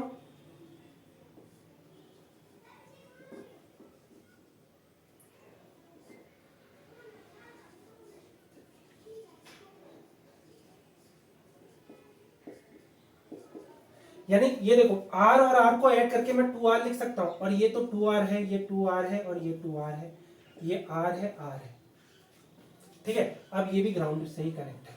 यानी नया सर्किट सॉल्व करने के बाद, यानी इन दोनों रेजिस्टेंस को सॉल्व करने के बाद, इनका इक्विवेलेंट रेजिस्टेंस निकालने के बाद अब नया सर्किट मेरे पास ये है, ठीक है। इसको मैं मिटा दूं, बिकॉज R और R दोनों सीरीज में थे, तो दोनों का इक्विवेलेंट रेजिस्टेंस 2R हो गया। अब इसको मैं मिटा देता हूं, ठीक है। अब मेरे को क्या करना है, इन दोनों का इक्विवेलेंट रेजिस्टेंस कैलकुलेट करना है, बिकॉज ये भी ग्राउंड से कनेक्ट है, ये भी ग्राउंड से कनेक्ट है, दोनों रेजिस्टेंस पैरेलल है।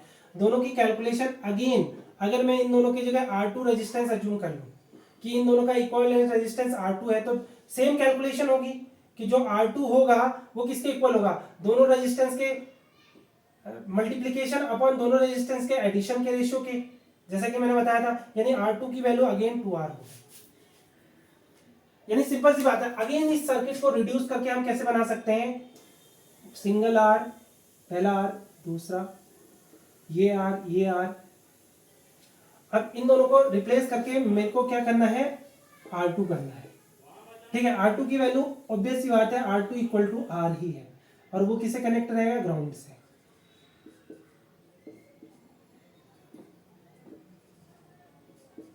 और यहां पे क्या है, रेफरेंस वोल्टेज है। समझ में आ रही है बात, ठीक है। यानी इन दोनों का इक्विवेलेंट रेजिस्टेंस मैंने R2 यहां कैलकुलेट करके दिखा दिया। अब क्योंकि R2 R के इक्वल है, यानी सिंपल सी बात है कि इन दोनों रेजिस्टेंस को मैं रिप्लेस कर दूं इस R और R2 के सम से। यानी R2 की वैल्यू R है, यानी इसके जगह मैं 2R लिख दूं और ग्राउंड से कनेक्ट कर दूं, यहां 2R लिख दूं और ग्राउंड से कनेक्ट कर दूं। अब ये नया सर्किट बन गया।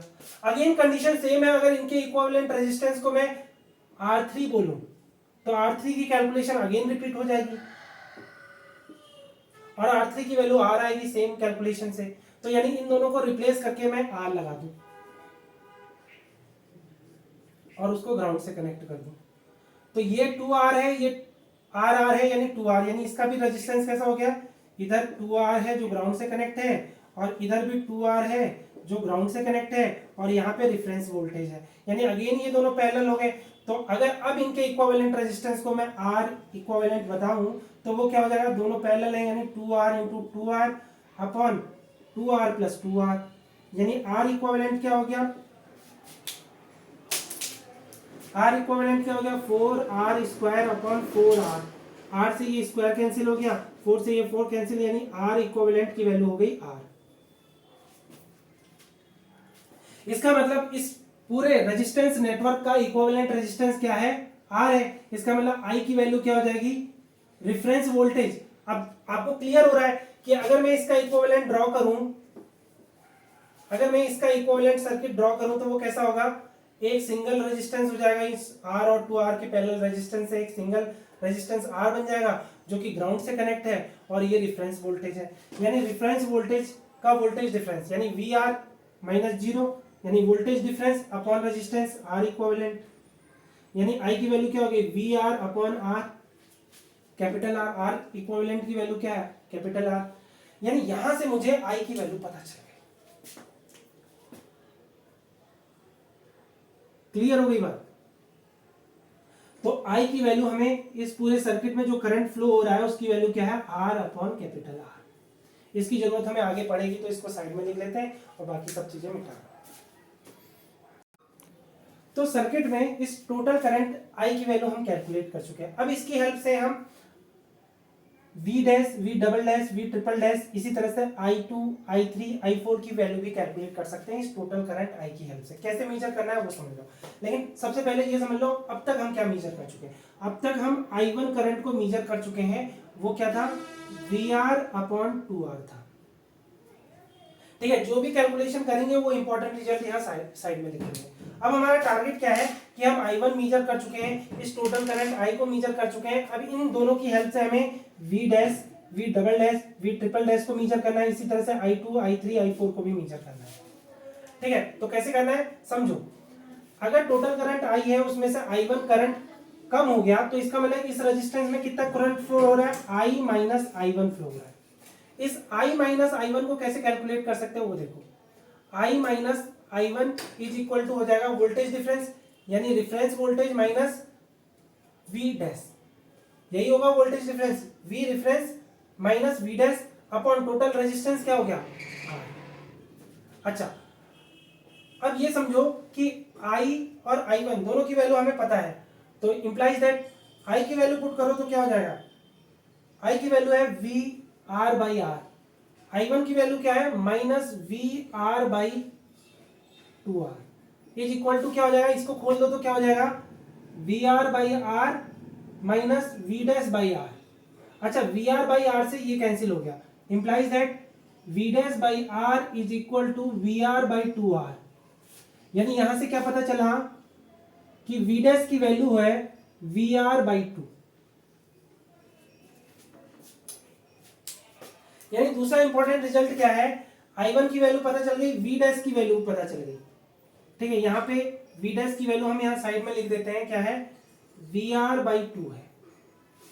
अच्छा, अब एक बात समझो कि अगर मुझे V डैश की वैल्यू पता चल गई तो मैं करंट I2 को भी मेजर कर सकता हूं, बिकॉज वोल्टेज डिफरेंस अब कैलकुलेट कर सकते हैं। नाउ I2 करंट को हम कैसे मेजर कर सकते हैं, वोल्टेज डिफरेंस यानी V डैश माइनस जीरो, यानी वोल्टेज डिफरेंस क्या है, वोल्टेज V डैश से ग्राउंड की तरफ करंट फ्लो हो रहा है, यानी वोल्टेज डिफरेंस हो गया V डैश माइनस जीरो। अब बीच का रेजिस्टेंस क्या है, 2R।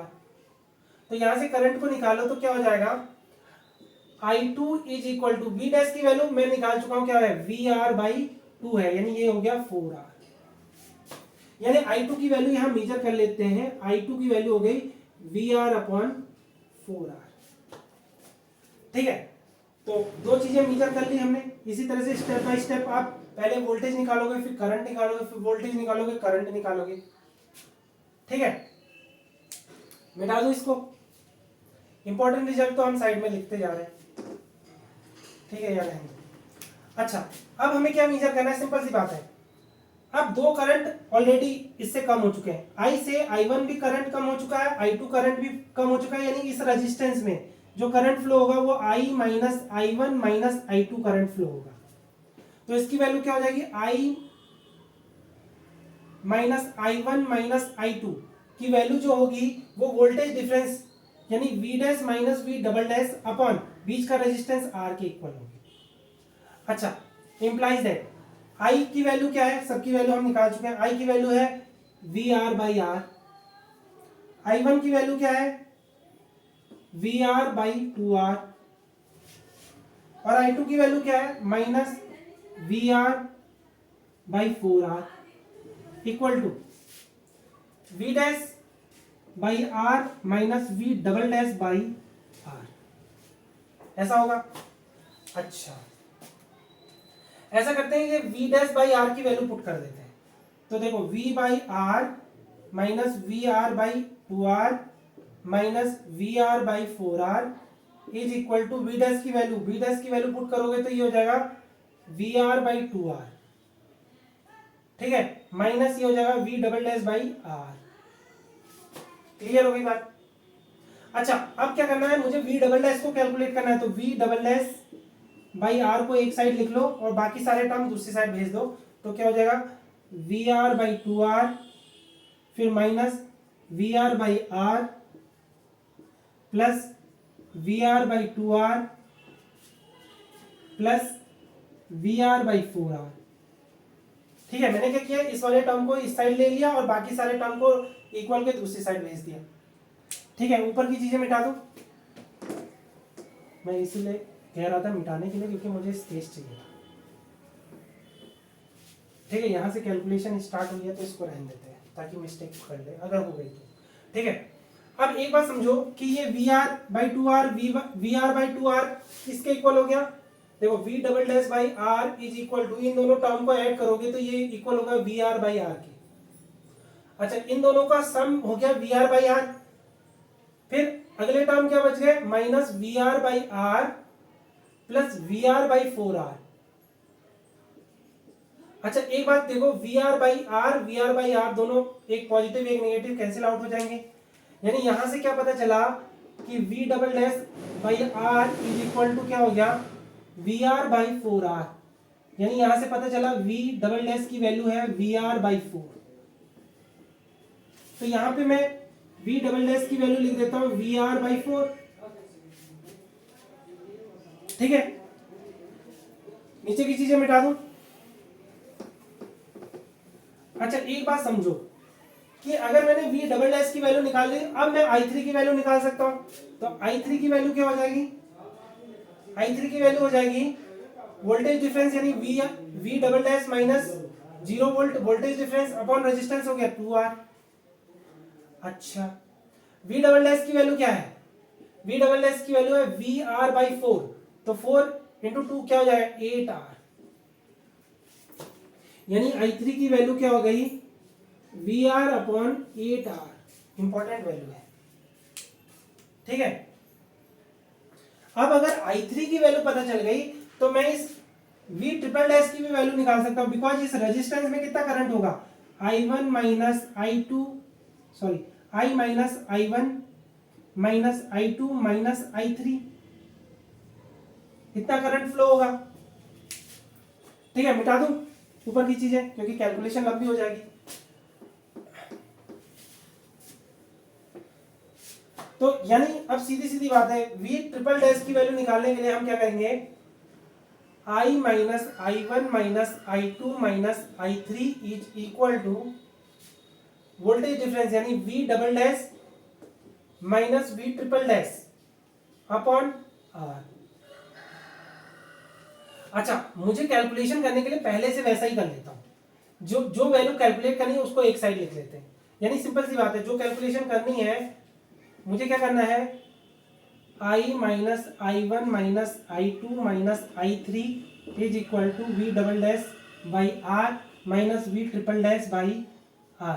तो v triple dash by r को एक साइड लिख देते हैं, बाकी सारे टर्म को दूसरी साइड भेज देते हैं, यानी v double dash by r minus i1 plus minus i plus i1 plus i2 plus i3।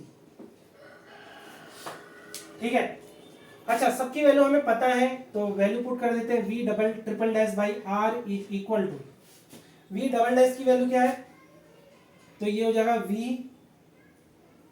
We are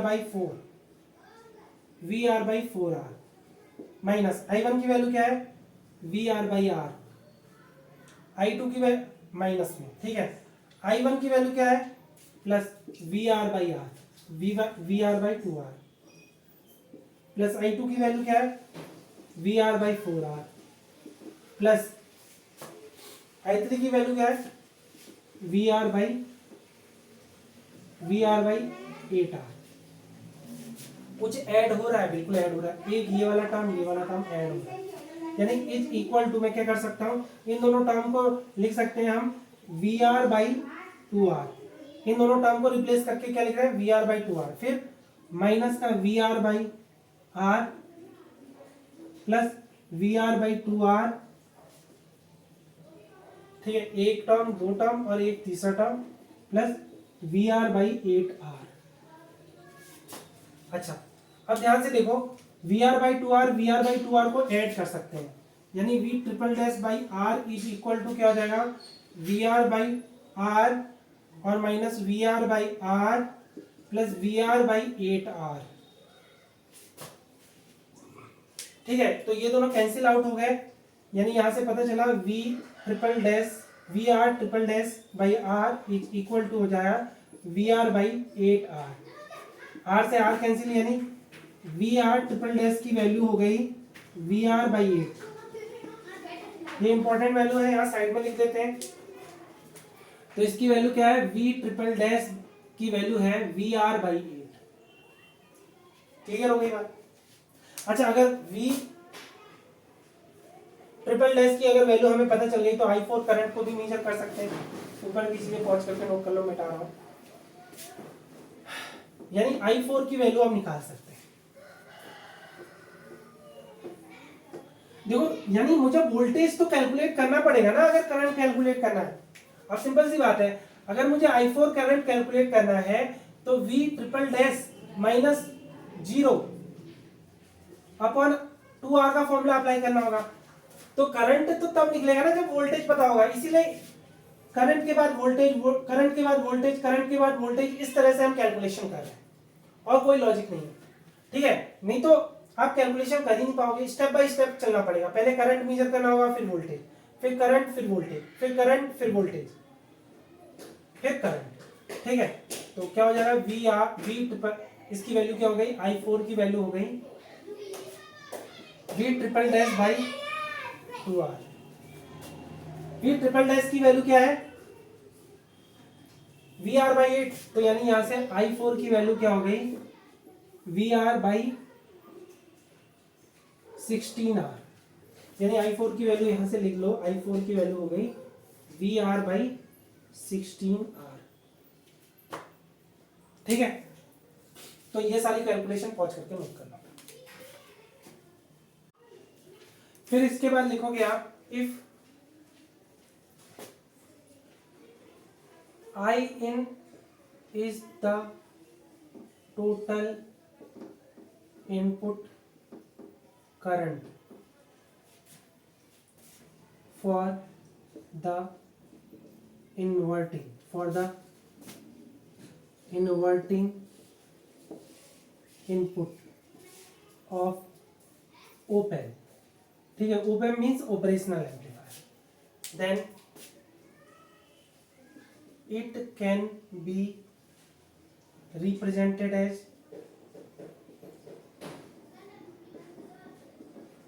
यानी अगर मैं अज्यूम कर ले रहा हूं कि इसका जो टोटल करंट है जो इन्वर्टिंग इनपुट पे जा रहा है वो अगर I in है, क्या है वो, I in है, तो उस I in की वैल्यू किसके इक्वल होगी, इन सारे करंट के। बट ये सारे करंट पहुंच रहे हैं नहीं पहुंच रहे हैं, ये कौन डिसाइड करेगा, ये बाइनरी बिट से डिसाइड करेगा। तो यानी ये करंट पहुंच रहे हैं नहीं पहुंच रहे हैं, ये डिपेंड करेगा बिट में। अगर बिट 1 होगी तो करंट पहुंच रहा है, बिट 0 होगी यानी करंट नहीं पहुंच रहा है ना। यानी सिंपल सी बात है, B1 I1 plus B2 I2 plus B3 I3 plus B4 I4। I hope आपको क्लियर हुआ होगा, है ना। सिंपल सी बात है, अगर देखो ये I1 कब नहीं पहुंचेगा, जब B1 की वैल्यू 0 हो जाए। अगर B1 0 हो जाएगा तो ये करंट ऑटोमेटिकली I इन पे नहीं पहुंच रहा है। ऐसी अगर B2 की वैल्यू 0 हो जाए तो ऑटोमेटिक ये समझ में आ जाएगा कि ये I2 भी 0 है, यानी I2 भी इस I इन में नहीं पहुंच रहा है। यानी सिंपल सी बात है, ये B1 B2 B3 B4 की वैल्यू डिसाइड कर रही है कि इनपुट पे ये I1 मिलेगा नहीं मिलेगा। I2 मिलेगा या नहीं मिलेगा, I3 मिलेगा या नहीं मिलेगा, या I4 मिलेगा या नहीं मिलेगा, ये बिट डिसाइड कर रहे हैं। अगर बिट की वैल्यू 1 होगी इसका मतलब I1 मिलेगा, अगर बिट की वैल्यू 0 होगी इसका मतलब I1 नहीं मिलेगा, इस तरह से। अच्छा, I1 I2 की वैल्यू पुट कर दो तो इनपुट वोल्टेज, इनपुट करंट कितना हो जाएगा, V1 इंटू I1 की वैल्यू क्या है, VR/2R plus B2 VR/4R plus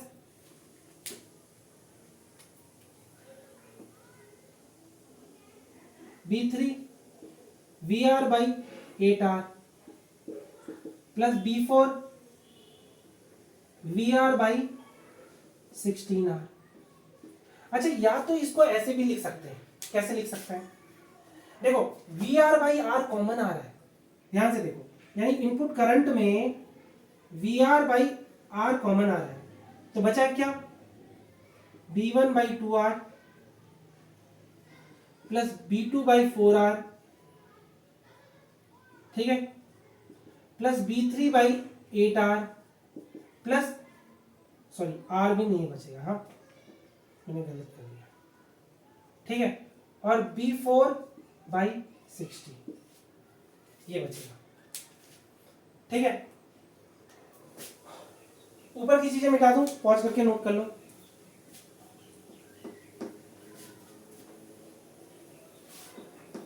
यानी करंट को, टोटल करंट जो इन्वर्टिंग इनपुट पे फ्लो हो रहा है, आई इन की वैल्यू को आप ऐसे भी लिख सकते हो, VR/R is equal to multiply by B1 2⁻⁻1, ठीक है, B1 इंटू 2⁻⁻1, फिर B2 इंटू 2⁻2 प्लस, अरे सिंपल सी बात है, शॉर्टकट मार दिया क्या, चलो शॉर्टकट नहीं मारते हैं, B1/2 plus B2/2 square plus B3/2⁻3 B4/2⁻4, इस तरह से। तो इनपुट वोल्टेज कॉपी भरना है तो ऐसे स्टेप देते रहना, डायरेक्ट रिजल्ट लिखने की कोई जरूरत नहीं है। तो इसे आप लिख सकते हो B1 into 2⁻1, B2 into 2⁻2, B3 into 2⁻3, B4 into 2⁻4, इस तरह से हमें टोटल करंट की वैल्यू मिल सकती है। ये तो 4 इनपुट के लिए हो गया, 5, 6, 7, 8 इस तरह से कितने भी इनपुट के लिए आप इनपुट करंट की वैल्यू मेजर कर सकते हो इस डिजिटल टू एनालॉग कन्वर्टर के लिए, ठीक है। इसको मिटा दो, ठीक है, अब इनकी जरूरत नहीं है तो इनको भी मिटा ही दो, ठीक है।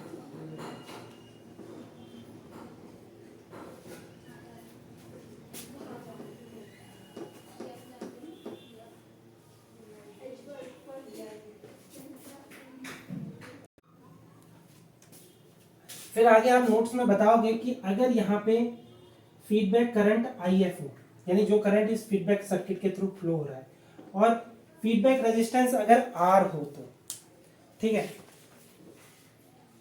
हाँ करेक्ट, तो क्या हो जाएगा, इफ फीडबैक करंट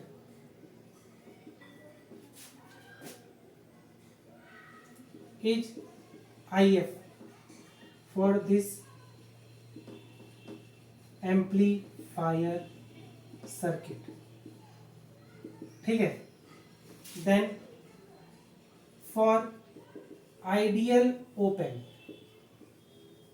ठीक है, यानी अगर ये आइडियल ऑपरेशनल एम्पलीफायर है तो इसके लिए ये हमें पता है जो इनपुट करंट होता है वो फीडबैक करंट के इक्वल होता है। क्लियर हो गई बात, मैंने क्या बताया, एक आइडियल ऑपरेशनल एम्पलीफायर के लिए इनपुट से ऑपरेशनल एम्पलीफायर के अंदर कोई करंट फ्लो नहीं होता, जितना भी करंट फ्लो होता है ये फीडबैक सर्किट के थ्रू फ्लो हो जाता है। तो इसका मतलब आई इन की वैल्यू IF के इक्वल है, यानी इस इक्वेशन में मैं ऐसा लिख सकता हूं कि IF is equal to VR/R multiply by B1 2⁻⁻1 plus B2 into 2⁻2 plus B3 into two raised to power minus three plus B4 into two raised to power minus four. ये आपका फाइनल एक्सप्रेशन हो गया। तो यहाँ तक पहुँच करके अब एक बात बताओ, इस फीडबैक करंट को भी तो मेजर कर सकते हैं, क्योंकि IF की वैल्यू क्या होती है, वोल्टेज डिफरेंस। वोल्टेज डिफरेंस यानी V2 माइनस V आउट। अगर आउटपुट वोल्टेज क्या है, V आउट है, तो वोल्टेज डिफरेंस क्या हो गया, क्योंकि करंट हम अज्यूम कर रहे हैं V2 से V आउट की तरफ फ्लो हो रहा है, तो यानी V2 minus V out upon बीच का रेजिस्टेंस क्या है, R। ठीक है, तो इसका मतलब क्या हो गया, क्योंकि मैंने पहले ही बताया था कि V1 की वैल्यू 0 इंप्लाइज दैट V2 की वैल्यू भी 0 होगी due to condition of virtual ground.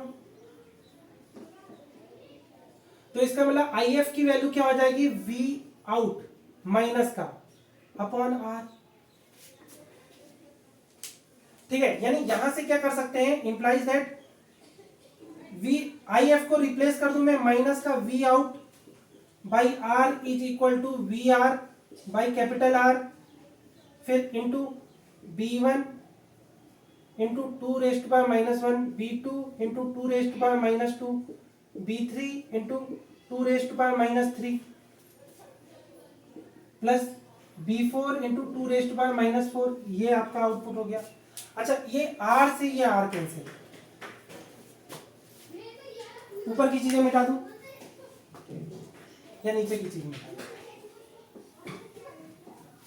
तो आउटपुट वोल्टेज क्या हो गया, V out is equal to minus का VR multiply by B1 into two raised power minus one plus B2 into two raised power minus two plus B3 into two raised power minus three plus B4 into two raised power minus four.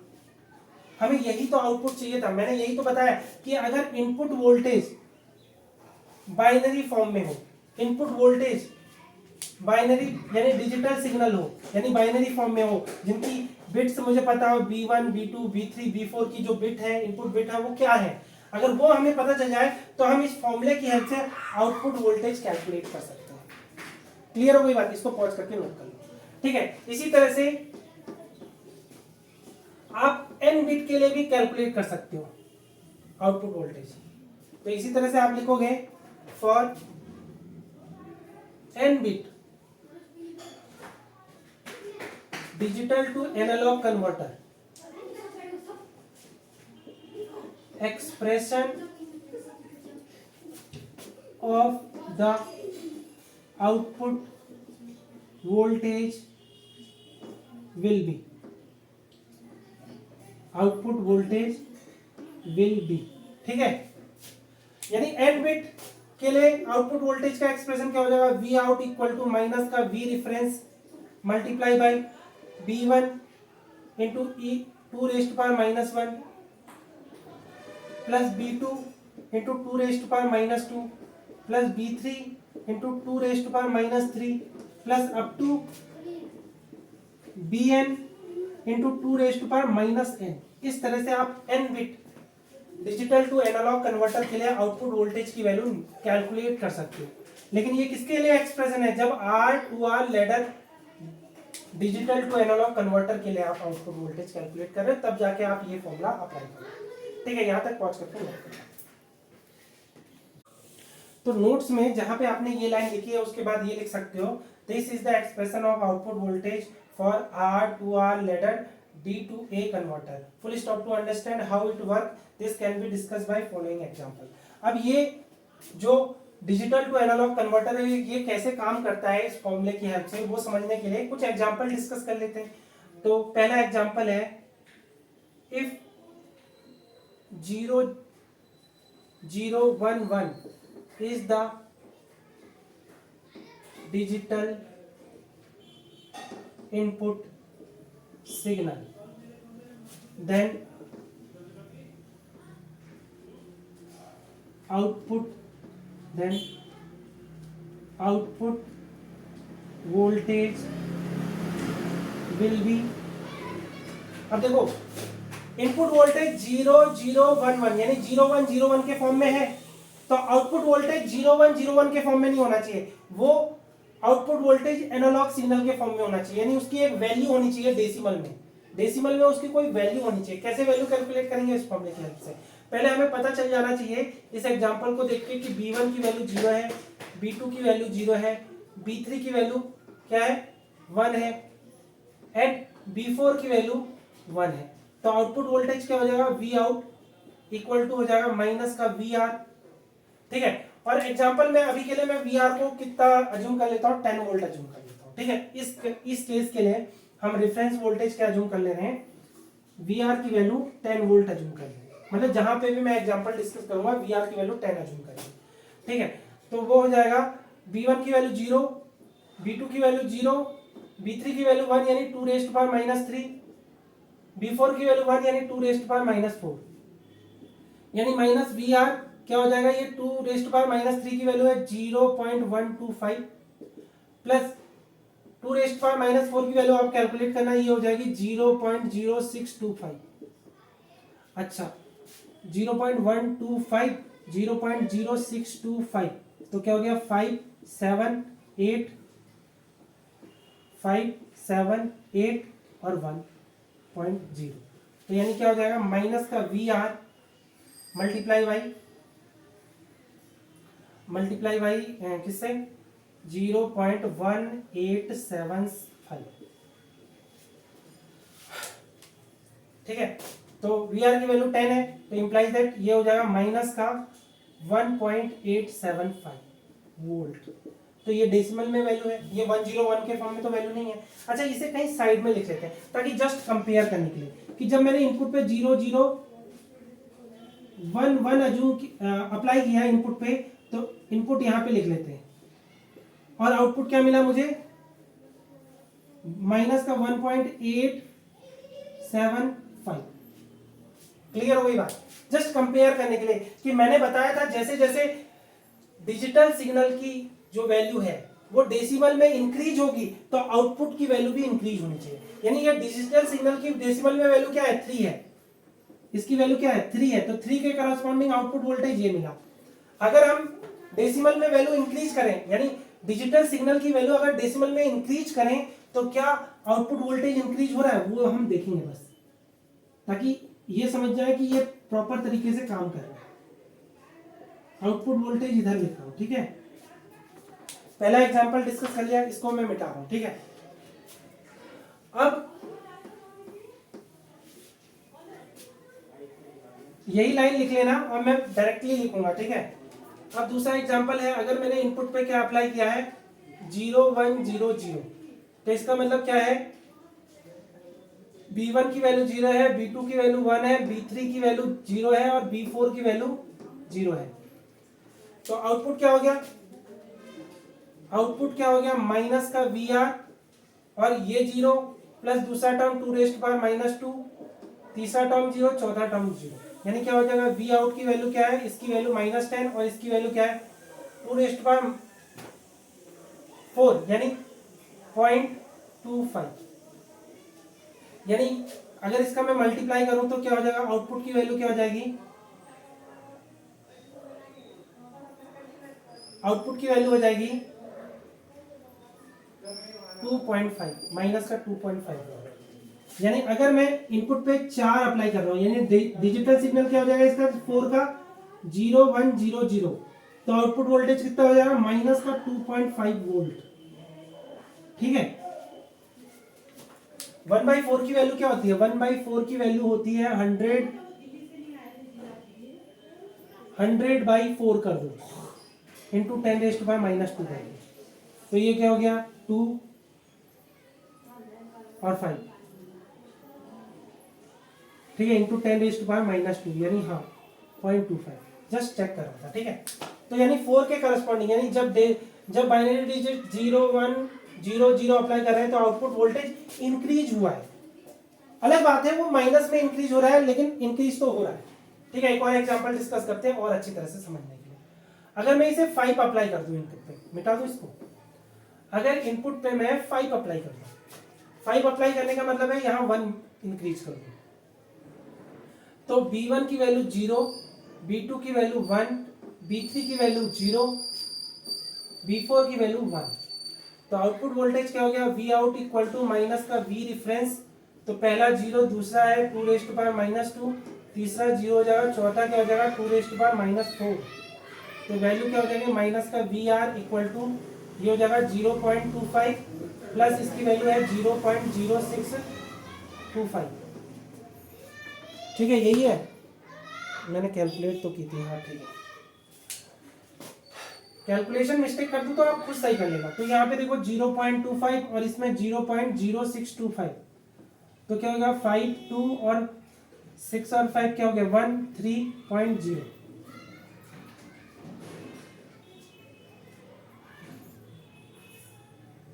ठीक है, देखो 5 2 1 और फिर ये 3। ठीक है, तो क्या हो जाएगा वी आर की वैल्यू है 10, मैंने अज्यूम किया कि वी आर की वैल्यू 10 है, तो क्या हो जाएगा ये 0.3125 मल्टीप्लाई करने पे हो जाएगा माइनस का 3.125। तो देखो आप इंक्रीज, वोल्टेज इंक्रीज होता चला जा रहा है। 0.101, इस पे वैल्यू कितनी हो जा रही है -3.125 वोल्ट। तो हम देख रहे हैं जैसे जैसे इनपुट पे डिजिटल डेटा की वैल्यू डेसिमल में इंक्रीज हो रही है, तो आउटपुट वोल्टेज भी उसके करस्पॉन्डिंग इंक्रीज हो रहा है। मैंने स्टार्टिंग में यही बोला था कि डिजिटल टू एनालॉग कन्वर्टर के लिए हमें यही चाहिए कि इनपुट पे डिजिटल सिग्नल की जो डेसिमल में वैल्यू है अगर वो इंक्रीज हो रही है तो आउटपुट भी उसी के करस्पॉन्डिंग इंक्रीज होते चला जाना चाहिए। अच्छा, एक और एग्जांपल डिस्कस कर लेते हैं।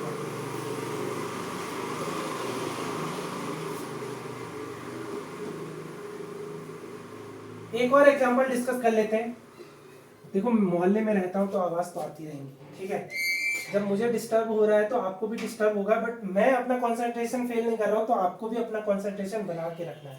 ठीक है, एग्जांपल एक और डिस्कस कर लेते हैं। इस बार देखो मैंने इनपुट जो डिजिटल डेटा है उसको इंक्रीज किया डेसिमल में, तो वोल्टेज इंक्रीज हो रहा है निगेटिव में। बट अगर डिक्रीज कर दूं, डिक्रीज करने का मतलब है 0.010 अप्लाई करूं, यानी इससे इसकी वैल्यू क्या होती है डेसिमल में 2, अगर ये अप्लाई करूं तो b1 की वैल्यू 0, b2 की वैल्यू 0, b3 की वैल्यू 1 और b4 की वैल्यू 0। तो आउटपुट वोल्टेज नीचे वाले फॉर्मूले से क्या हो जाएगा माइनस का v रिफरेंस, पहला टर्म 0, दूसरा टर्म 0, तीसरा टर्म क्या हो जाएगा 2⁻³ और चौथा टर्म 0, यानी क्या हो जाएगा v रेफरेंस की वैल्यू है 10 और ये हो जाएगा 2⁻³ की वैल्यू है 0.125। अच्छा, मल्टीप्लाई करो 10 से तो ये हो जाएगा माइनस का 1.25 वोल्ट। तो हम देख रहे हैं कि अगर इनपुट वोल्टेज 2 अप्लाई किया, 2 अप्लाई यानी 0.010 अप्लाई किया, तो आउटपुट वोल्टेज हमें कितना मिला माइनस का 1.25 वोल्ट। तो हम देख रहे हैं अगर इनपुट में डिजिटल डेटा की डेसिमल वैल्यू अगर डिक्रीज कर रहे हैं तो आउटपुट डिक्रीज हो जा रहा है, और इनपुट में डिजिटल डेटा की वैल्यू डेसिमल में अगर इंक्रीज कर रहे हैं तो आउटपुट इंक्रीज हो जा रहा है। तो यही तो चाहिए था, मैंने ऐसे ही तो बताया था कि अगर मुझे डिजिटल टू एनालॉग कन्वर्टर अगर बनाना है तो इनपुट पे जो बाइनरी डिजिट हम प्लेस करेंगे उसके ही करस्पॉन्डिंग आउटपुट वोल्टेज इंक्रीज और डिक्रीज होना चाहिए। तो इसका मतलब ये जो इलेक्ट्रॉनिक सर्किट है ये डिजिटल टू एनालॉग कन्वर्टर की तरह काम कर रहा है। तो इस तरह से ये प्रूफ हो जाता है कि ये जो हमने सर्किट बनाया है ये डिजिटल टू एनालॉग कन्वर्टर है। ठीक है, तो यहां तक पहुंच करके नोट। तो अब तक हमने R2R ladder digital to analogue converter जो इस वीडियो में पढ़ा, जिसका सर्किट डायग्राम मैंने दोबारा यहां बनाया है, वो actually 4 bit digital to analogue converter है। क्यों ये 4 बिट है? बिकॉज हमने यहां पे क्या किया है, ऐसा डिजिटल टू एनालॉग कन्वर्टर बनाया है जिसके 4 इनपुट हैं, यानी जो डिजिटल डेटा है वो 4 बिट का है, B1 B2 B3 B4, और उस 4 बिट के इनपुट डिजिटल सिग्नल के लिए हमें एक आउटपुट कैलकुलेट करना है जो कि एनालॉग सिग्नल होगा। क्लियर हो गई बात? यानी 4 बिट के लिए हमें आउटपुट वोल्टेज कैलकुलेट करना था, तो ये कौन सा कन्वर्टर हो गया? 4 bit digital to analogue converter हो गया। बट एग्जाम में हो सकता है आपसे स्पेशली पूछे कि आप बनाओ 3 bit digital to analogue converter, तो आप कैसे बनाओगे? उसके ऊपर भी थोड़ा डिस्कशन कर लेते हैं। ठीक है, अब ऑब्वियस सी बात है, अगर 3 bit digital to analogue converter बनाओगे तो उसके 3 इनपुट होने चाहिए, यानी जो डिजिटल सिग्नल होना चाहिए वो 3 बिट का होना चाहिए, यानी उसमें B1 B2 B3 ही होने चाहिए और एक सिंगल आउटपुट होना चाहिए। ठीक है, ये क्या है, DAC यानी digital to analogue converter, digital to analogue converter. Clear हो गई बात, यानी 3 bit digital to analogue converter में क्या होना चाहिए, 3 इनपुट्स होने चाहिए। ठीक है, अब इसका सर्किट डायग्राम कैसा होगा, इसका सर्किट डायग्राम समझो। पहले मैं इसका आउटपुट वोल्टेज बना देता हूं। इसके लिए आउटपुट वोल्टेज क्या होगा, यानी 4 bit digital to analogue converter के लिए आउटपुट वोल्टेज का एक्सप्रेशन हम कैलकुलेट कर चुके हैं, वो होता है VR माइनस का VR B1 2 raise to power -1 plus B2 into 2 raise to power -2 plus B3 into 2 raise to power -3 plus B4 into 2 raise to power -4। इसको मैंने कैलकुलेट करके इस वीडियो में दिखा दिया है, तो चिंता मत करो। ठीक है, अब हम डिस्कस करना चाह रहे हैं कि 3 bit digital to analogue converter का आउटपुट क्या होगा। ऑब्वियस सी बात है, आउटपुट आपको इस एक्सप्रेशन से पता चल रहा है कि B4 को 0 बना दो, क्योंकि यहाँ B1 B2 B3 है, तो इसका जो आउटपुट होगा वो क्या होगा, उसमें सिर्फ 3 बिट दिखनी चाहिए, यानी आउटपुट इसका होगा माइनस का VR B1 2 raise to power -1 plus B2 into 2 raise to power -2 plus B3 into 2 raise to power -3, ये आउटपुट होगा। क्लियर है, सिंपल सी बात है। आपको क्या करना है, B1 B2 B3 B4 वाले में B4 को रिमूव कर देना है, तो जो आउटपुट मिलेगा वो 3 bit digital to analogue converter का आउटपुट होगा। क्लियर हो गई बात। अच्छा, इसका सर्किट डायग्राम के बारे में अभी बाद में बात करेंगे, या कर लेते हैं। ठीक है, अच्छा इसका सर्किट डायग्राम कैसा होगा, देखो सिंपल सी बात है, रिलेशन समझो। 4 bit digital to analogue converter में क्या था, 4 पैरेलल रजिस्टर थे, 1 2 3 एंड 4। 4 पैरेलल रजिस्टर के वजह से 4 स्विच आ गए, 4 स्विच आ गए, इसकी वजह से 4 बिट उनमें अप्लाई कर सकते हैं। इस वजह से ये जो सर्किट है ये 4 bit digital to analogue converter का हो गया। बट अगर मैं इसमें ये करूं कि 3 पैरेलल रजिस्टर का यूज कर लूं, तो 3 पैरेलल रजिस्टर का यूज करने के लिए मुझे सिंपली एक रजिस्टर को यहां मिटा देना है। अब हो गए 3 पैरेलल का कनेक्शन। ठीक है, इसका मतलब अब सिंपल सी बात है, जो रेजिस्टेंस ग्राउंड से कनेक्ट होगा उसकी वैल्यू क्या होगी, 2R होगी। ये माइंड में कंसेप्ट क्लियर रखना। तो अब सिंपल सी बात है, तो ये जो फिगर मैंने अब बनाया है, ये फिगर हो गया 3 bit digital to analogue converter का। ये जो फिगर हो गया वो 3 bit digital to analogue converter का फिगर हो गया। बिकॉज अब यहाँ पे क्या है, 3 स्विच हैं जिनको कंट्रोल करेंगी इनपुट की 3 बिट्स, तो इस तरह से आउटपुट प्रोड्यूस हो जाएगा और आउटपुट का एक्सप्रेशन ये हो गया। तो 3 bit digital to analogue converter का सर्किट डायग्राम आप इस तरह से बना लोगे। ठीक है, अच्छा अब बात कर लेते हैं 5 bit digital to analogue converter की। तो ऑब्वियस सी बात है, 5 bit digital to analogue converter कैसा होगा, उसके पास 5 इनपुट्स होंगे। उसके पास क्या होंगे, 5 इनपुट्स होंगे, B1 B2 B3। ठीक है, और अच्छी तरह से बना लेते हैं।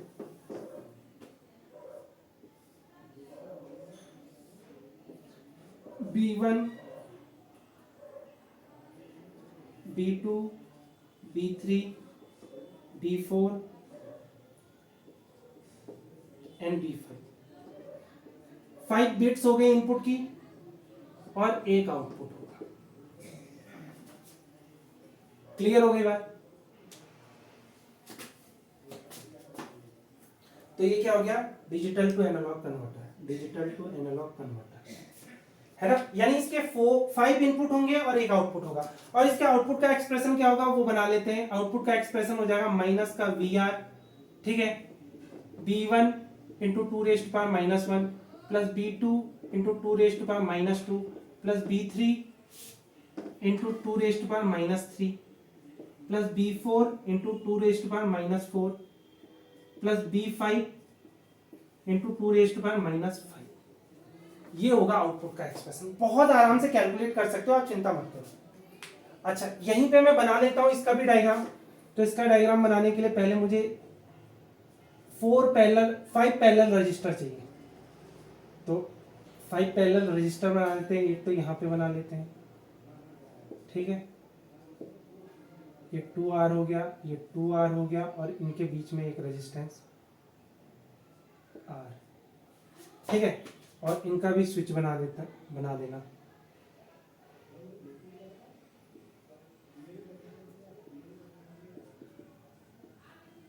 इस तरह से, ठीक है।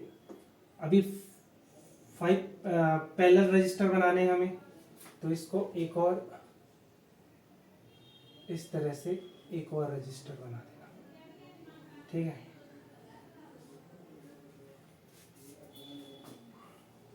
अब ये 3 बिट का नहीं, अब हम 5 बिट का कन्वर्टर बना रहे हैं,